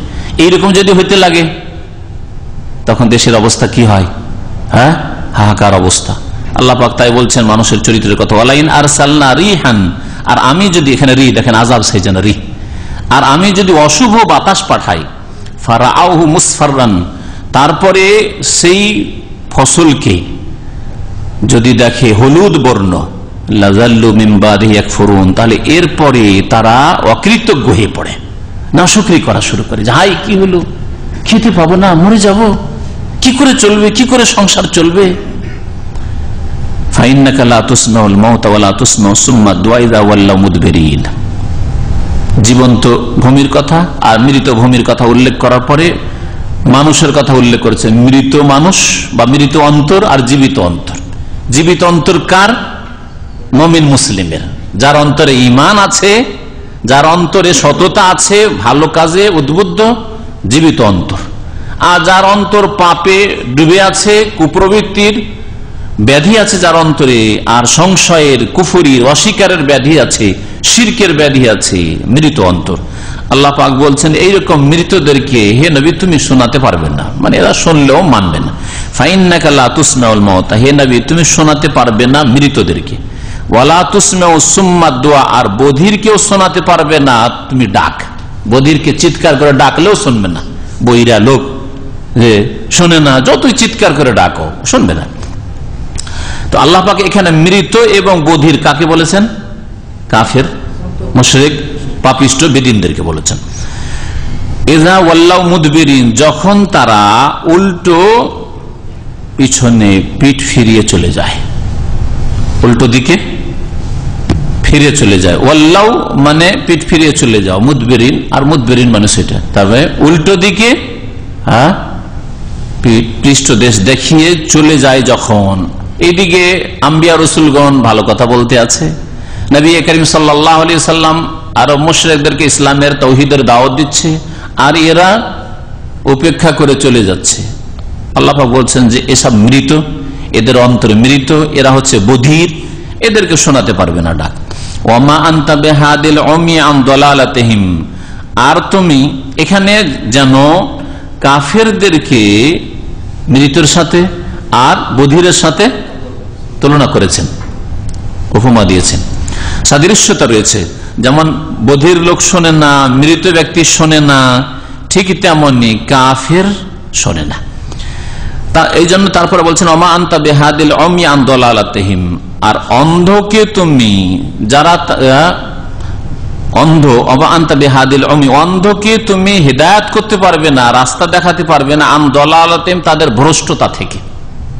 অন্ধ লোক সোজা রাস্তায় না গিয়ে গর্তে নেমে গেছে, অন্ধ লোক না এটা হইতে পারে, অন্ধ লোকে যদি গাইড করার কেউ না থাকে তাহলে সোজা রাস্তায় না গিয়ে কোথা থেকে কোথায় ডানে বামে নেমে গেছে। এইরকমই যারা কাফের মুশরিক বিদিন পাপিষ্ঠ তারা হচ্ছে অন্ধ, হক কথা সত্য কথা দেখে না, তাদেরকে হে নবী তুমি হিদায়াত করতে পারবে না, মানে তৌফিক দিতে পারবে। হিদায়াতের দুটি অর্থ এর আগে বলা হয়েছে, বারবার বলা হয়েছে প্রতি সপ্তাহে, তাই না? তুমি গন্তব্যস্থানে পৌঁছে দিতে পারবে না। আর আরেকটা যে হিদায়াতের অর্থ রাস্তা দেখানো, শুধু সেটা তো নবীর ডিউটি ছিল, মিশন ছিল, তাই না? নবী তো রাস্তা দেখাতেন, আবু জাহলকে রাস্তা দেখান নেই, আবু লাহাবকে রাস্তা দেখান নেই, আবু তালেবকে রাস্তা দেখান নেই। যেমন চাচা হামজাকে দেখেছেন, ইসলাম গ্রহণ করেছে, রাস্তা দেখিয়েছেন। যেমন রাস্তা দেখেছেন আব্বাসকে, হেদায়েত হয়েছে, গ্রহণ করেছে। আবু লাহাব চাচাকে দেখিয়েছে, মানেনি। আবু তালেব চাচাকে রাস্তা দেখিয়েছে, মানেনি। তাহলে রাস্তা দেখানো নবী করিম সাল্লাল্লাহু আলাইহি ওয়াসাল্লাম করেছেন। এখানে যেটা অস্বীকার করে সেটা হচ্ছে তুমি তাদেরকে হেদায়েত দিয়ে, তৌফিক দিয়ে একবারে পৌঁছে দিবে ঈমান ইসলামে, জান্নাতের রাস্তায়, এটা সম্ভব না। তুমি শুধু দেখিয়ে দিতে পারবে, এটা আল্লাহ পাকের কাজ, গন্তব্যস্থানে পৌঁছে দেওয়া, অপর ভাষায় তৌফিক দেওয়া, এটা হচ্ছে আল্লাহ পাকের কাজ। ইন তুসমিউ ইল্লা মান ইউমিনু বিআয়াতিনা, তুমি তো শোনাতে পারবে একমাত্র ওই সব লোকদেরকে যারা আমার আয়াতে বিশ্বাসী, আমার বিধান যারা বিশ্বাস করবে, আল্লাহর কথা বিশ্বাস করবে, না দেখে বিশ্বাস করবে, যেসব কথা কোরআনে কারিমে আসছে সেগুলো বিশ্বাস করবে, রাসূলুল্লাহ সাল্লাল্লাহু আলাইহি ওয়াসাল্লাম যা বলছেন তা বিশ্বাস করবে, তাকেই তুমি শোনাতে পারবে, মানে তারা শুনে উপকৃত হবে। ফাহুম মুসলিমুন, সুতরাং তারাই আত্মসমর্পণকারী মুসলিম হইতে পারবে। যারা আয়াত শুনে, আয়াত বিশ্বাস করে, তারাই শুনবে ভালো কথা, আর শুনলেই তখন তারা সারেন্ডার করবে, মুসলিম হবে। আল্লাহ পাক তারপরে মানুষের সৃষ্টির বিভিন্ন স্তরের কথা এখানে উল্লেখ করেছেন। মহান আল্লাহ ইরশাদ করেছেন আল্লাহুল্লাযী খালাকাকুম মিন দাফিন, আর আরেকটি কিরাত রয়েছে মিন দুফিন। দুটোই কিরাত প্রসিদ্ধ কিরাত, জি দুফিন, জি দুফিন দাফিন দুটোই কিরাত রয়েছে, আর দুটোই প্রসিদ্ধ কিরাত। হাফসান আসিম এই যেটা কিরাত প্রচলিত এশিয়া মহাদেশে, সেই কিরাতেও দুটোই আছে। তো আল্লাহ পাক রব্বুল আলামিন সেই সত্তা যিনি তোমাদেরকে সৃষ্টি করেছেন দুর্বল অবস্থায়। মিন দাফিন মানে হালা দাফিন, বা মিন দুফিন হালা দুফিন। তাহলে দাওফা ইয়াদউফ দাফন যৌফন দুটোই মাসদার হয়। দুর্বলতা যে মাসদার, এটা দৌফ আর দাফ দুই ভাবে হয়। আল্লাহ সেই সত্তা যিনি তোমাদেরকে সৃষ্টি করেছেন কি অবস্থায়? অত্যন্ত দুর্বল, ক্ষীণ অবস্থায়। মায়ের পেটে কত দুর্বল ছিলে, আবার মায়ের পেট থেকে যখন ভূমিষ্ঠ হয়ে এসছে কত দুর্বল, ওই অবস্থার কথা আল্লাহ তুলে ধরেছেন। সুম্মা জাআলা মিন বাদি দাফিন কুওয়াতান, অতঃপর তোমাদেরকে সৃষ্টি করেছেন দুর্বলতার পরে শক্তিশালী অবস্থায়, শক্তিশালী অবস্থায় উপনীত করেছেন। সুম্মা জাআলা মিন বাদি কুওয়াতিন দাফান ওয়া শাইবা, অতঃপর শক্তিশালী অবস্থার পরে তোমাদেরকে করে দিয়েছেন দুর্বল অবস্থায় এবং অশাইবাতান বৃদ্ধাবস্থায়। শক্তিশালী কতদিন ধরে শক্তিশালী? মোটামুটি ধরেন যখন 14, 15, 16 বছর মোটামুটি শক্তি হয়ে গেছে। আর এখান থেকে শুরু করে কতদিন? 50, 50 খুব বেশি তো শক্তি 50 পর্যন্ত ফুল থাকতে পারে।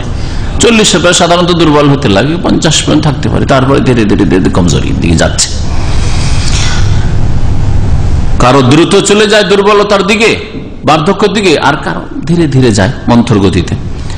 আল্লাহ পাক বলছেন যে তোমাদের শক্তিশালী সময়ের পরে আল্লাহ পাক করে দেন তোমাদেরকে উপনীত কিসে? দুর্বল অবস্থায়, ওয়াশাইবাতান আর বৃদ্ধ অবস্থায়।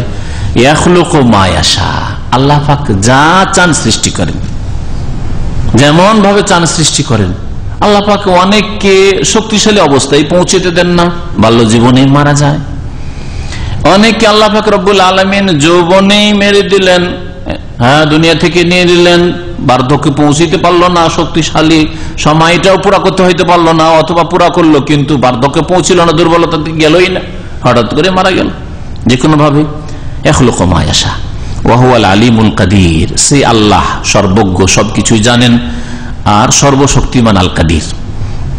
ওয়া ইয়াউমা তাকুমুস সাহ, আল্লাহ পাক এখন কাফেরদের কথা বলছেন, যেদিন কিয়ামত হবে সেদিন তারা যে কোনো রকমের ওজর পেশ করে, বাহানা পেশ করে মুক্তির আশা করবে।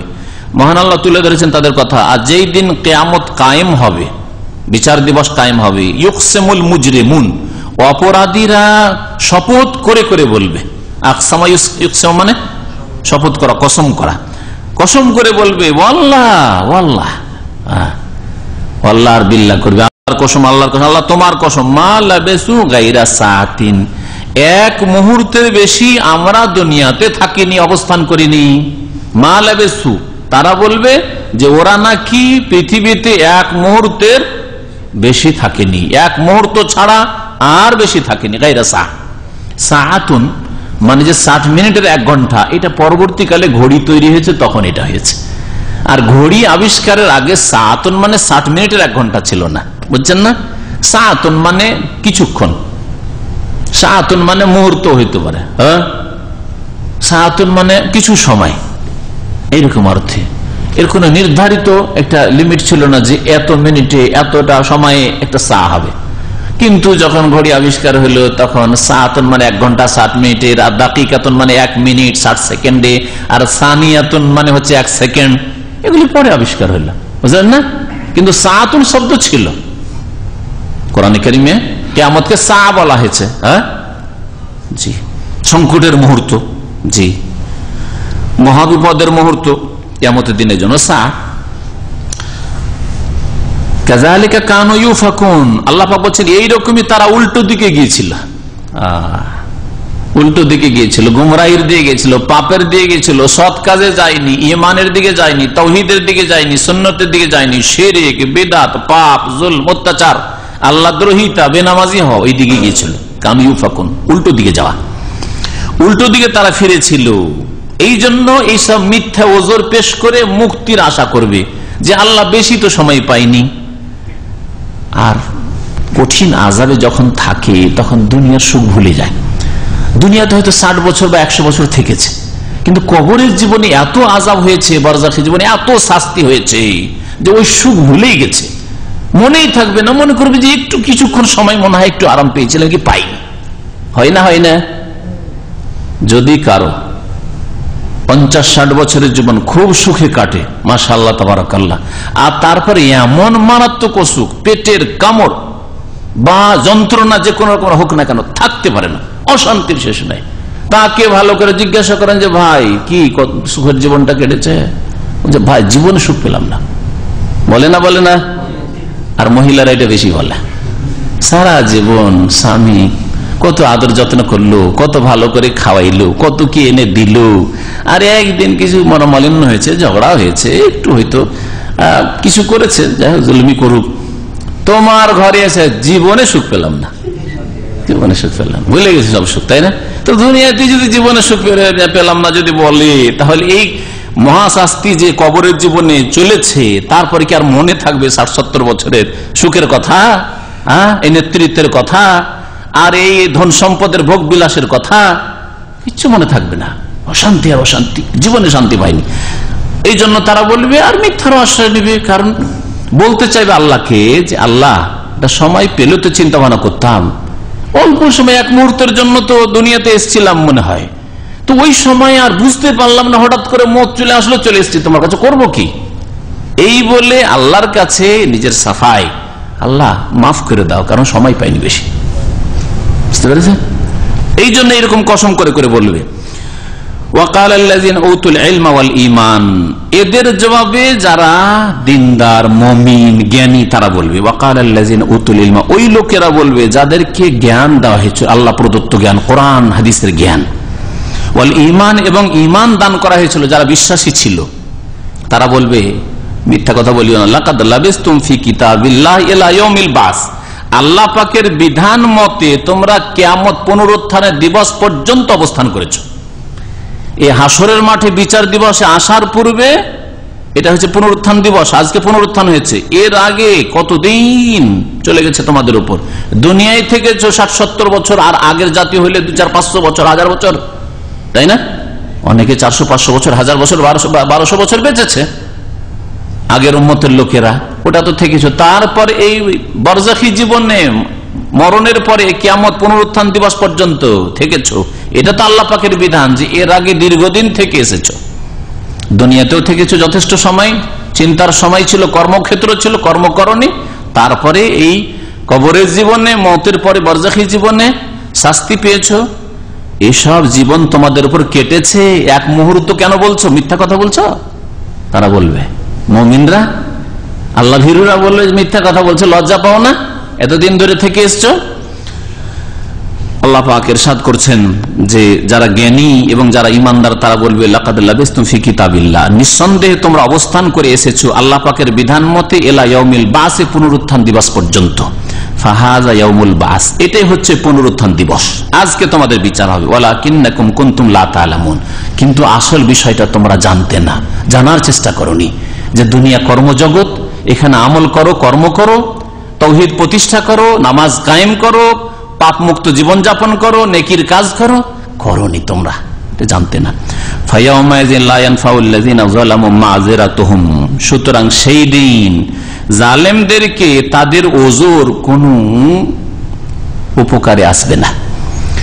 ফায়াউমাইযিন, সেই দিন লা ইয়ানফাউল্লাযিনা যালামু, জালেমদের কাজে আসবে না, উপকারে আসবে না, মাযিরাতুহুম, তাদের ওজর পেশ করা, ওজর থেকে মাযিরা, ওয়ালা হুম ইস্তাতাবুন, আর তাদের অনুশোচনা করারও সুযোগ দেওয়া হবে না, যে অনুশোচনা করো আর করে সংশোধন করো, অথবা ফিরে আসার সুযোগ, যে একবার সুযোগ দিয়ে দাও তওবা করে চলে আসবো, কোনো সুযোগ দেওয়া হবে না। এতাব, এতাব মানে কাউকে যদি আপনি তিরস্কার করেন আর সে যদি সেটাকে বুঝতে পারে যে সত্যি আমি ভুল করেছি, এই অবস্থাটা এতাব। আর ইস্তেতাব মানে এই অবস্থার সুযোগ দেওয়া, হ্যাঁ, যে সংশোধনের সুযোগ দেওয়া না, সংশোধনের সুযোগ দেওয়া হবে না। ওয়ালাকাদ যারাবনা লিন-নাসি ফি হাযাল কুরআন মিন কুল্লি মাসাল, আল্লাহ পাক রব্বুল আলামিন কোরআনে কারীমের কথা বলছেন যে কোরআনে কারীমে কত সুন্দরভাবে বিভিন্ন ভঙ্গিমায়, বিভিন্ন উপমা দিয়ে, বিভিন্ন দৃষ্টান্ত দিয়ে আল্লাহ পাক রব্বুল আলামিন তার দ্বীনকে বুঝিয়েছেন, তাওহীদকে বুঝিয়েছেন, কত সুন্দর বিভিন্ন রকমের দৃষ্টান্ত পেশ করে আখিরাতের বিষয়টিকে আল্লাহ পাক বুঝিয়েছেন। দেখেন একটু আগে আমাদের তাফসীরে গেল যে বৃষ্টি বর্ষণ হচ্ছে, তারপরে মরা জমি, ওয়ানাবাদ জমি আবার আবাদ হচ্ছে, আর হয়তো কত বছরকে বছর ধরে বীজ একটা পড়েছিল, বীজটা আবার গজিয়ে উঠছে। এই দৃষ্টান্ত দিয়ে আল্লাহ পাক কি বুঝাতে চেয়েছেন?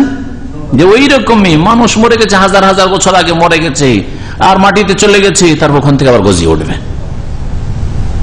যে আল্লাহ পাক রব্বুল আলামিন মাটির পেটে পড়ে থাকা বীজ থেকে যে উদ্ভিদ জন্মাতে পারেন, সে আল্লাহ পাক রব্বুল আলামিন মৃত মানুষকে উঠাবেন। তো এইভাবে বিভিন্ন আল্লাহ পাক দৃষ্টান্ত বা উপমা পেশ করেছেন।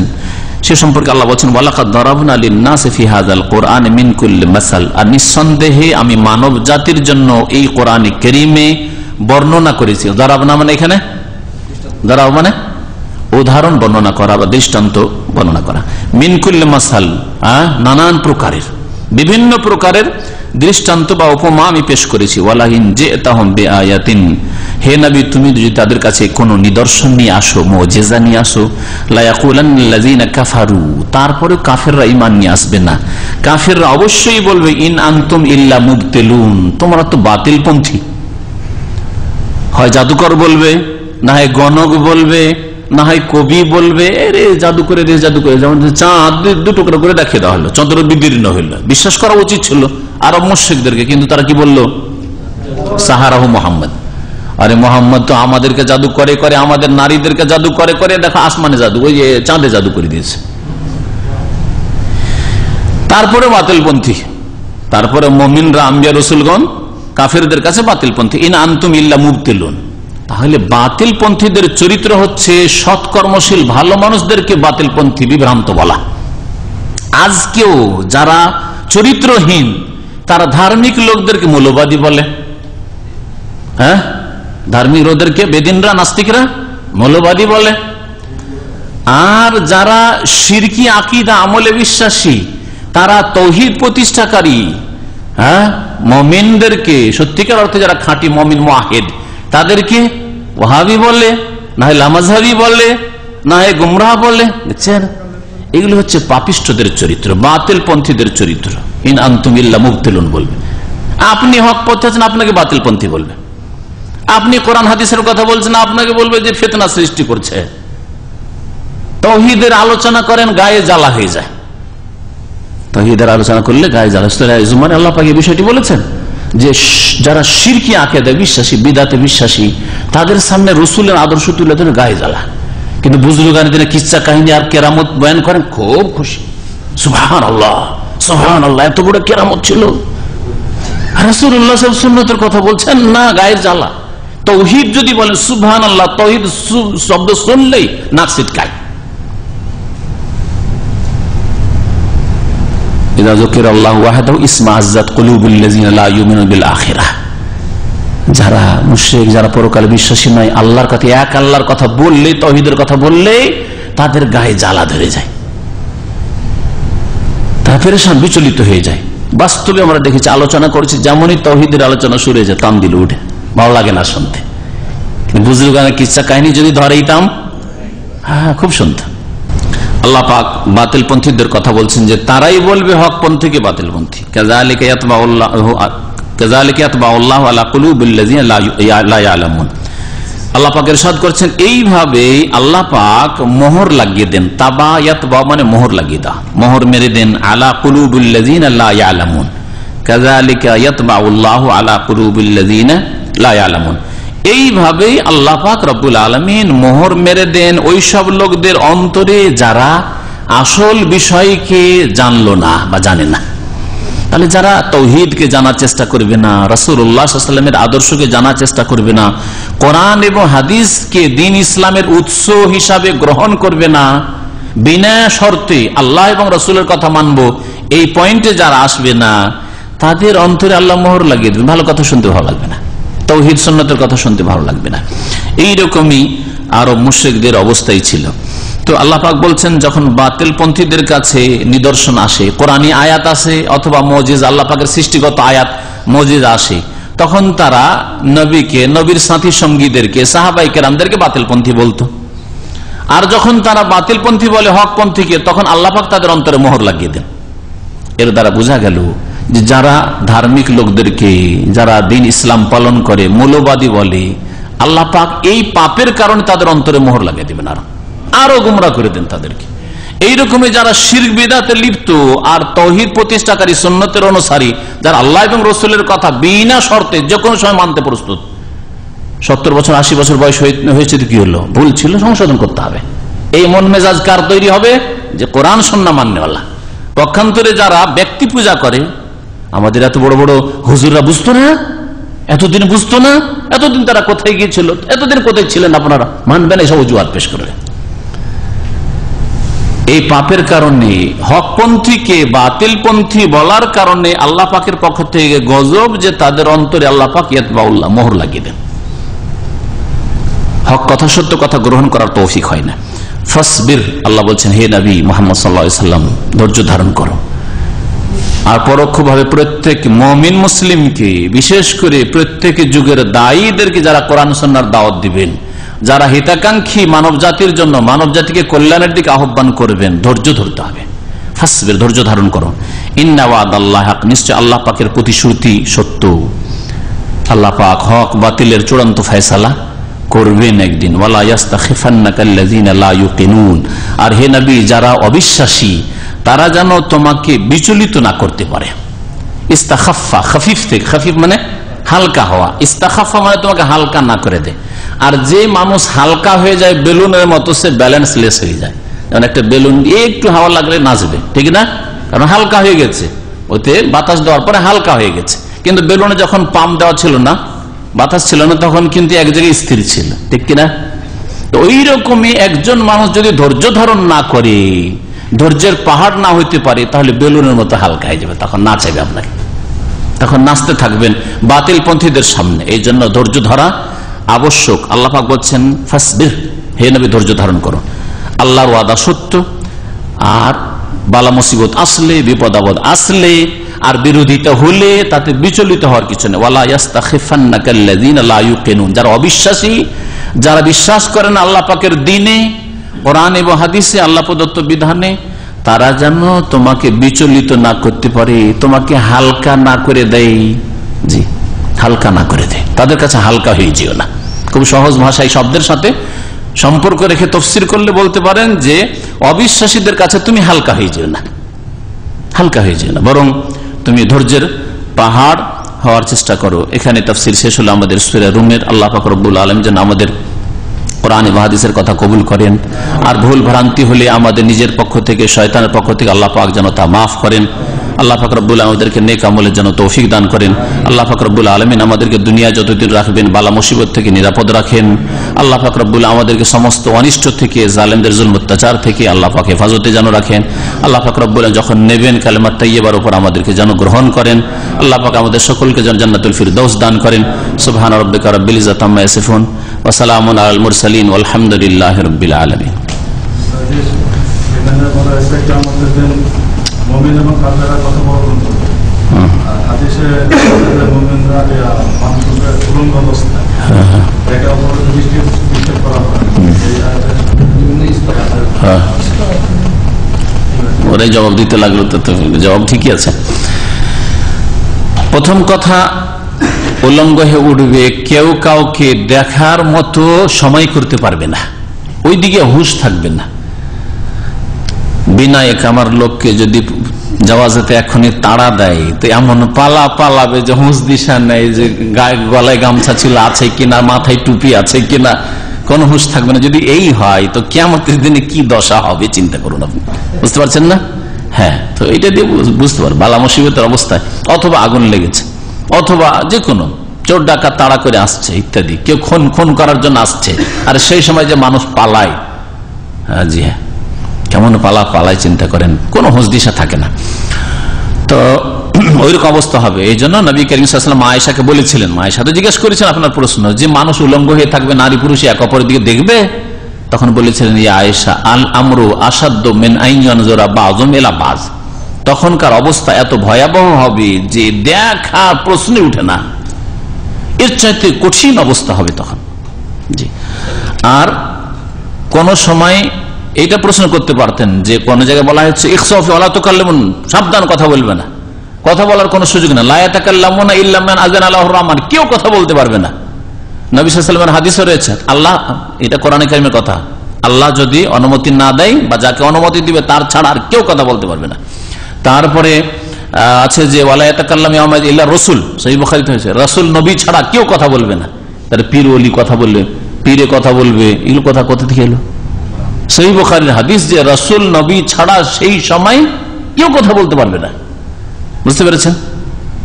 আর মুমিন কাফেরকে জিজ্ঞেস করবে তার দুর্দশা সম্পর্কে, আর কাফের বলবে যে একটু আমাদের আলো দাও, নূর দাও, যেমন সূরা হাদীদে বলা হয়েছে বিশেষ বিশেষ সময়ের কথা বলেছে।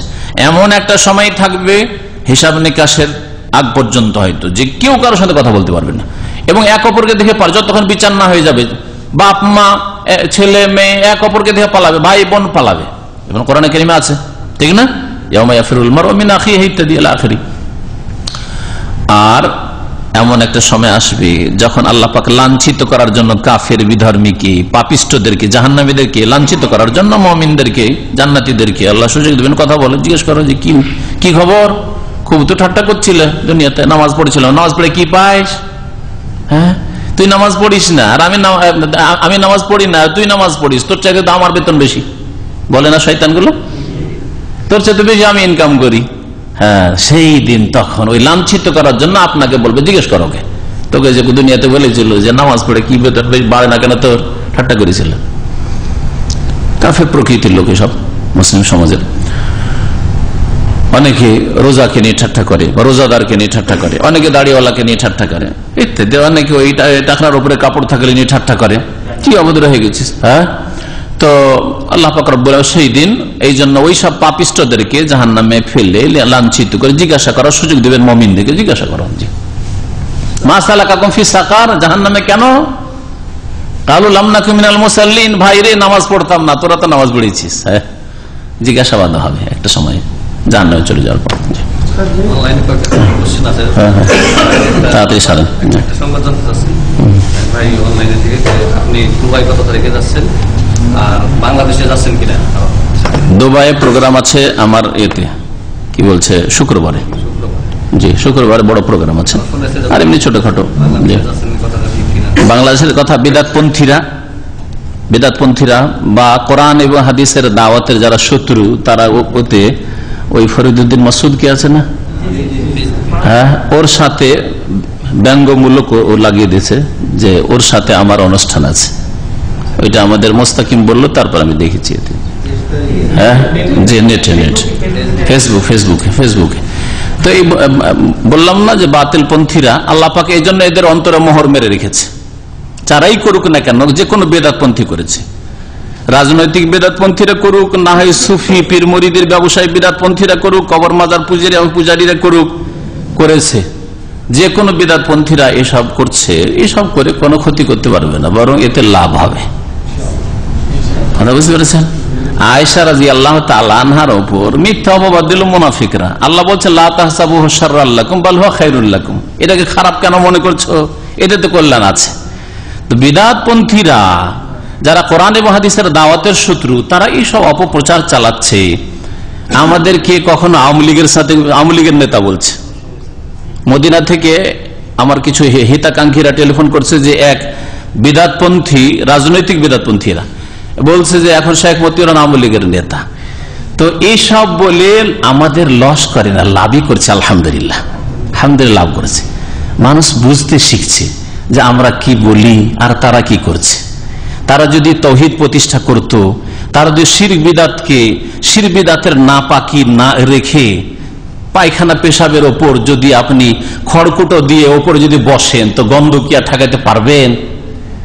তো এই যে ওপরে শাসন ক্ষমতা আসবো আর শিরক কুফরির পায়খানা নিচে আছে আর ওপরে খড়কুটো দিয়ে ওর উপরে বসবো, এই সব স্বপ্ন দেখতে গিয়ে তো এইসব বালা মুসিবত।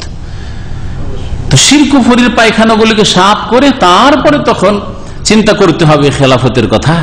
জি, এটা হচ্ছে তৌহিদের দাওয়াত। তো যারা করছে এতে আমাদের কল্যাণ আছে, অকল্যাণ কিছু নেই। আল্লাহ পাক ওদের অনিষ্ট থেকে প্রত্যেক দায়ীকে, যারা কোরআন সুন্নাহর দায়ী, প্রত্যেক আলেমকে, প্রত্যেক ভাইকে যারা কোরআন সুন্নাহয় বিশ্বাসী, কোরআন সুন্নাহ মোতাবেক জীবন যাপন করে, প্রত্যেক বোনকে আল্লাহ পাক যেন হেফাজত করে। প্রশ্ন আছে, উত্তর দেওয়া দরকার। বোন বলেছেন যে দিলদার হোসেন সাইদি সাহেবের আলোচনাগুলোতে সমালোচনা করেছেন তার ইসলাম উদ্দেশ্যে। এই আলোচনা করার পর তাকে কি সরাসরি বলেছেন তাকে ইসলাম উদ্দেশ্যে? তাকে আমাদের সাথীরা অনেকে বলেছে। আর তারপরে তার ব্যক্তি জীবনের ভুল নাই। আজকাল শুনছি যে কিছু লোকেরা ওনার ব্যক্তি জীবনের, পারিবারিক জীবনের কিছু ভুল ত্রুটি তুলে ধরছে। আমাদের একটা শব্দ শুনেছেন? আমরা কি বলেছি যে দেওয়া হোসেন সাইদের পারিবারিক অবস্থা কেমন ছিল, বা তার নামাজ কেমন ছিল, তার কাপড় কেমন ছিল, এগুলো তুলে ধরেছি? ব্যক্তি জীবনের ভুল আমরা কখনো বলবো না। ওই চরিত্রহীন আমরা নয়। আমরা যদি কারো পারিবারিক অবস্থা খারাপ থাকে, মানে আখলাক চরিত্র খারাপ থাকে, কখনো তুলে ধরবো না। আমরা সেই দিকগুলো তুলে ধরেছি আর ধরবো যেই দিকগুলির কারণে মুসলিম জাতি গুমরাহ হয়েছে বা বাংলা ভাষীরা গুমরাহ হয়েছে। গুমরাহ হয়েছে অনেকেই, আর গুমরাহ হওয়ার আশঙ্কা ছিল, সেই জন্য সতর্ক করা হয়েছে। এখন চোখ খুলে গেছে, এখন বালাগাল ওলাবি কামালি কেউ পড়বেন না, পড়বেন যারা বিশ্বাস করে। আর যারা বিদাত অন্তরে মোহর লেগে গেছে তারা তো আছে, তারা আমাদের কি বাতিলপন্থী বলবে। জি, এই হচ্ছে উদ্দেশ্য। আর ব্যক্তি জীবনের কোনো ভুল যদি হতো তাহলে তাকে বলার প্রয়োজন ছিল। এই যে প্রশ্নটা যেসব ভাই বোনেরা করেন, তারা মনে করেন যে যেগুলি ভুল, ধর্মীয় ভুল, সেগুলির জন্য ব্যক্তি ভাবে জানাইতে হবে, এটা না, ইসলামে কোথাও নেই। মুহাদ্দিসিনে কেরামরা যে সনদের বর্ণনাকারী, কেউ মিথ্যু, কেউ স্মৃতি শক্তির দিক থেকে দুর্বল, কেউ ফাসেক ছিল, হ্যাঁ, তাদেরকে জানাইতে যাননি যে দেখো তুমি হাদিস বয়ান করছো কিন্তু তুমি তো মিথ্যা কথা বলা, তুমি তো জাল হাদিস গড়ো, বলতে গিয়েছেন ঘরে ঘরে না। ব্যক্তি জীবনের ভুল হইলে নামাজ পড়ে না একটা লোক, ফজরের নামাজে দেখতে পাওয়া যায় না, তাহলে ওকে আগে বলতে হবে যে নামাজ পড়তে আসেন, নামাজ পড়েন না কেন। আমরা কখনো কি বলেছি কোন বিদাতি আলেমের কথা বা সাধারণের কথা বলেছেন নাম ধরে যে অমুক ফজর নামাজ পড়ে না, বলেছি? এইটা বললে হ্যাঁ, ওর আগে সংশোধন করতে হবে, ওকে বলতে হবে ব্যক্তিগতভাবে। আর যেগুলি ভুলের কারণে জাতি পথভ্রষ্ট হওয়ার আশঙ্কা ছিল বা হয়েছেও, আর যার ফলে ব্যক্তি পূজা আজ পর্যন্ত ব্যক্তি পূজা করছে, তো সেগুলি থেকে সতর্ক করার জন্য জাতির কাছে পৌঁছে দেওয়া হয়েছে, আর ওনার কাছেও পৌঁছে দেওয়া হয়েছে। আর এর আগেও বলেছি যে মমিনের জন্য আইনা, সুতরাং ওনার কারণে যদি জাতি গুমরা হয় তো কিয়ামতের দিনে সবগুলি গুমরার বোঝা টানতে হইতো। তা আমি তো হিতাকাঙ্ক্ষী, তার তো ভালাই করেছি। বুঝতে পেরেছেন কথাটা আমার? কোটি কোটি লোক বা লাখ লাখ মানুষ যদি গুমরা হয়ে থেকে যেত আর এই কথাগুলি যদি না বলা হইতো, তাহলে এই গুনার বোঝা কিন্তু ওনাকে টানতে হইতো। এখন যারা সতর্ক হয়ে গেছেন, গুনার বোঝা ওনার হালকা করে দিয়েছে, আর আমাকে জবাবদেহি করতে হতো। এইরকম আমাদের আলেম সমাজ যারা হক কথাকে লুকিয়ে রাখে, তাদেরকে জবাবদেহি করতে হবে কিয়ামতের দিন।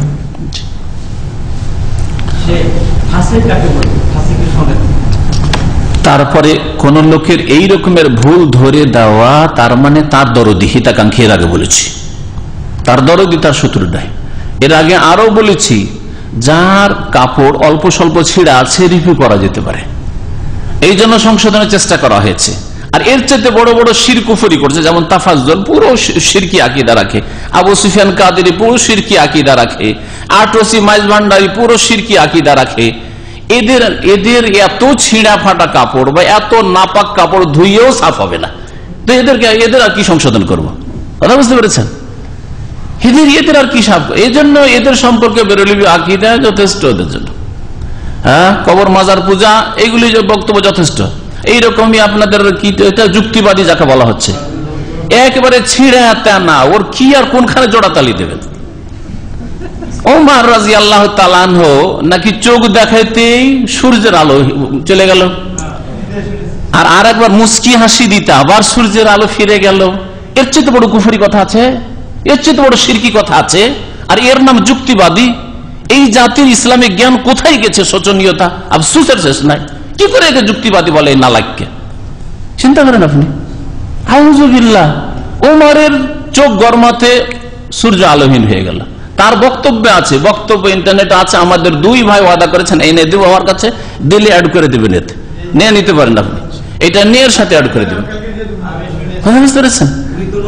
আর তারপরে একটু মুচকি হাসি দিতে আবার সূর্যের একবারে তাপের প্রখরতা শুরু হয়ে গেল। দেখলেন? তাহলে ওমরের যেন রাজত্ব চলছে সূর্যের উপর। যেই ওমর ফজরের নামাজে নিজের শত্রু ফিরোজ থেকে নিজেকে বাঁচাতে পারলেন না, একটা 3.5 হাতের শত্রু থেকে নিজেকে আত্মরক্ষা করতে পারছেন না, আর সূর্যের আলোই কেড়ে নিল। আউযুবিল্লাহ, এত বড় শিরকি কুফরি কথা। এইগুলি ছিঁড়া তেনা বা পচা সড়া জিনিসের আর কি সংশোধন করব বলেন? কিন্তু যেই ভাইয়ের সংশোধন করেছি, চরমনাইদের অথবা যার কথা আপনারা আলোচনা করছেন, উদ্দেশ্য হচ্ছে যে এদের বেশ কিছু আকীদাগত ভুল আছে, কিন্তু এরা অন্যদের চাইতে অনেক ভালো, সুতরাং এইগুলিকে জোড়াতালি দিয়ে একটু রিফিউটিভ করে চলতে পারে, বাকি কথাগুলি নেওয়া যেতে পারে। বুঝতে পেরেছেন?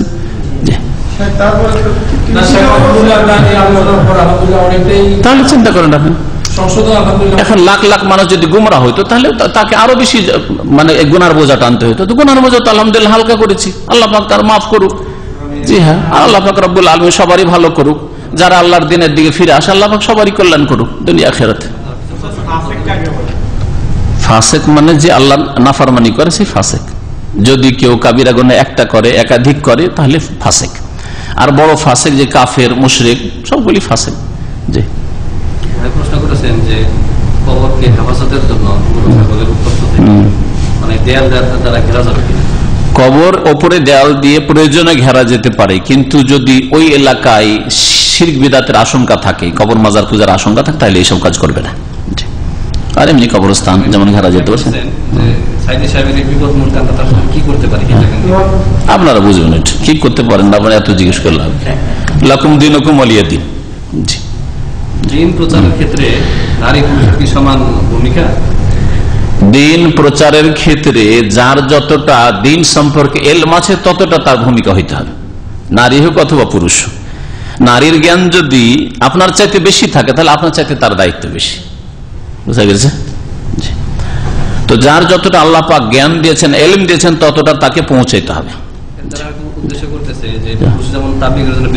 এইসব তবলিগ তো না পুরুষদের তবলিগ সুন্নত নয়, মহিলাদের তবলিগ সুন্নত। এই ইলিয়াসি তবলিগ পুরুষ করলো বিদাত আর মহিলা করলো বিদাত। ফাজাইল আমল বগলে, ফাজাইল আমলে শিরক বিদাতে ভরা আছে। আমার আলোচনা তো শুনে নিতে পারবেন, আরো অনেক ভাইদেরই আলোচনা আছে।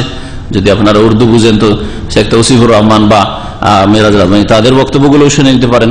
তো কথা হচ্ছে যে আসল ম্যাটেরিয়াল তো ঠিক থাকতে হবে। একটা বিল্ডিং বানাচ্ছেন আর মাল মশলাই যদি ঠিক না থাকে তাহলে কি করে আপনার বিল্ডিং তৈরি হবে? তাহলে তবলিগে যাবেন মানে বিল্ডিং করবেন। বিল্ডিং করার আগে আপনার মাল মশলাগুলি ঠিকঠাক হইতে হবে। মাল মশলা কোরআন এবং হাদিস, কোরআন হাদিসের তবলিগ করতে হবে। ফাজাইল আমলে তবলিগ করা যায় না।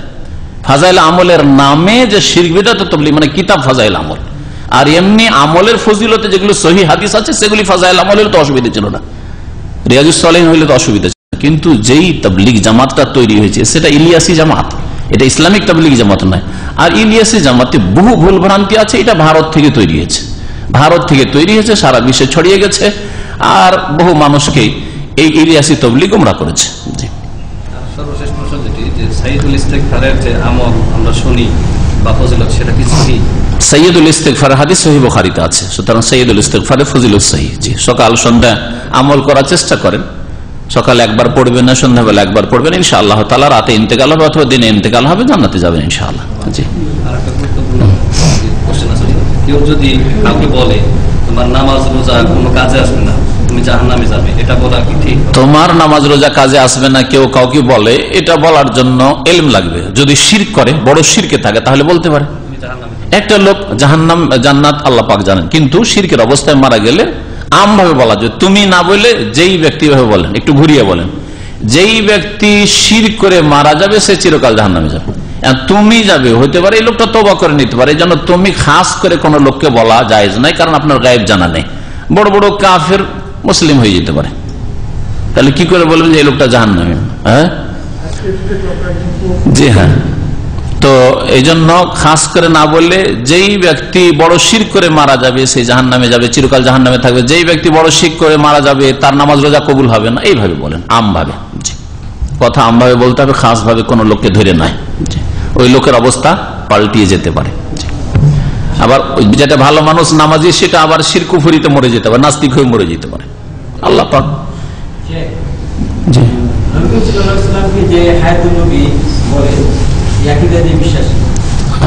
শিরকি আকীদা রাখলো, শিরকি আকীদা। এটা এর চাইতে বড় তো এটা বললাম, সেজন্য তো বললাম হায়াতুন নবী তো সমস্ত দেওবন্দীদের আকীদা, সমস্ত দেওবন্দীরা বলছে যে নবী বেঁচে আছে। জি, আল্লাহ হিদায়াত করে। সাল্লাল্লাহু নবিয়ানা মুহাম্মদ ওয়া আলা আলিহি ওয়া সাহবিহি আজমাইন। কাফন আমার আপন, কবর আমার ঘাঁটি, ওই কবরে যেতে হবে, থাকবে না কেউ সাথী। ওই কবরে যেতে হবে, থাকবে না কেউ সাথী। কাফন আমার আপন, কবর আমার ঘাঁটি, ওই কবরে যেতে হবে, থাকবে না কেউ সাথী। ওই কবরে যেতে হবে, থাকবে না কেউ সাথী।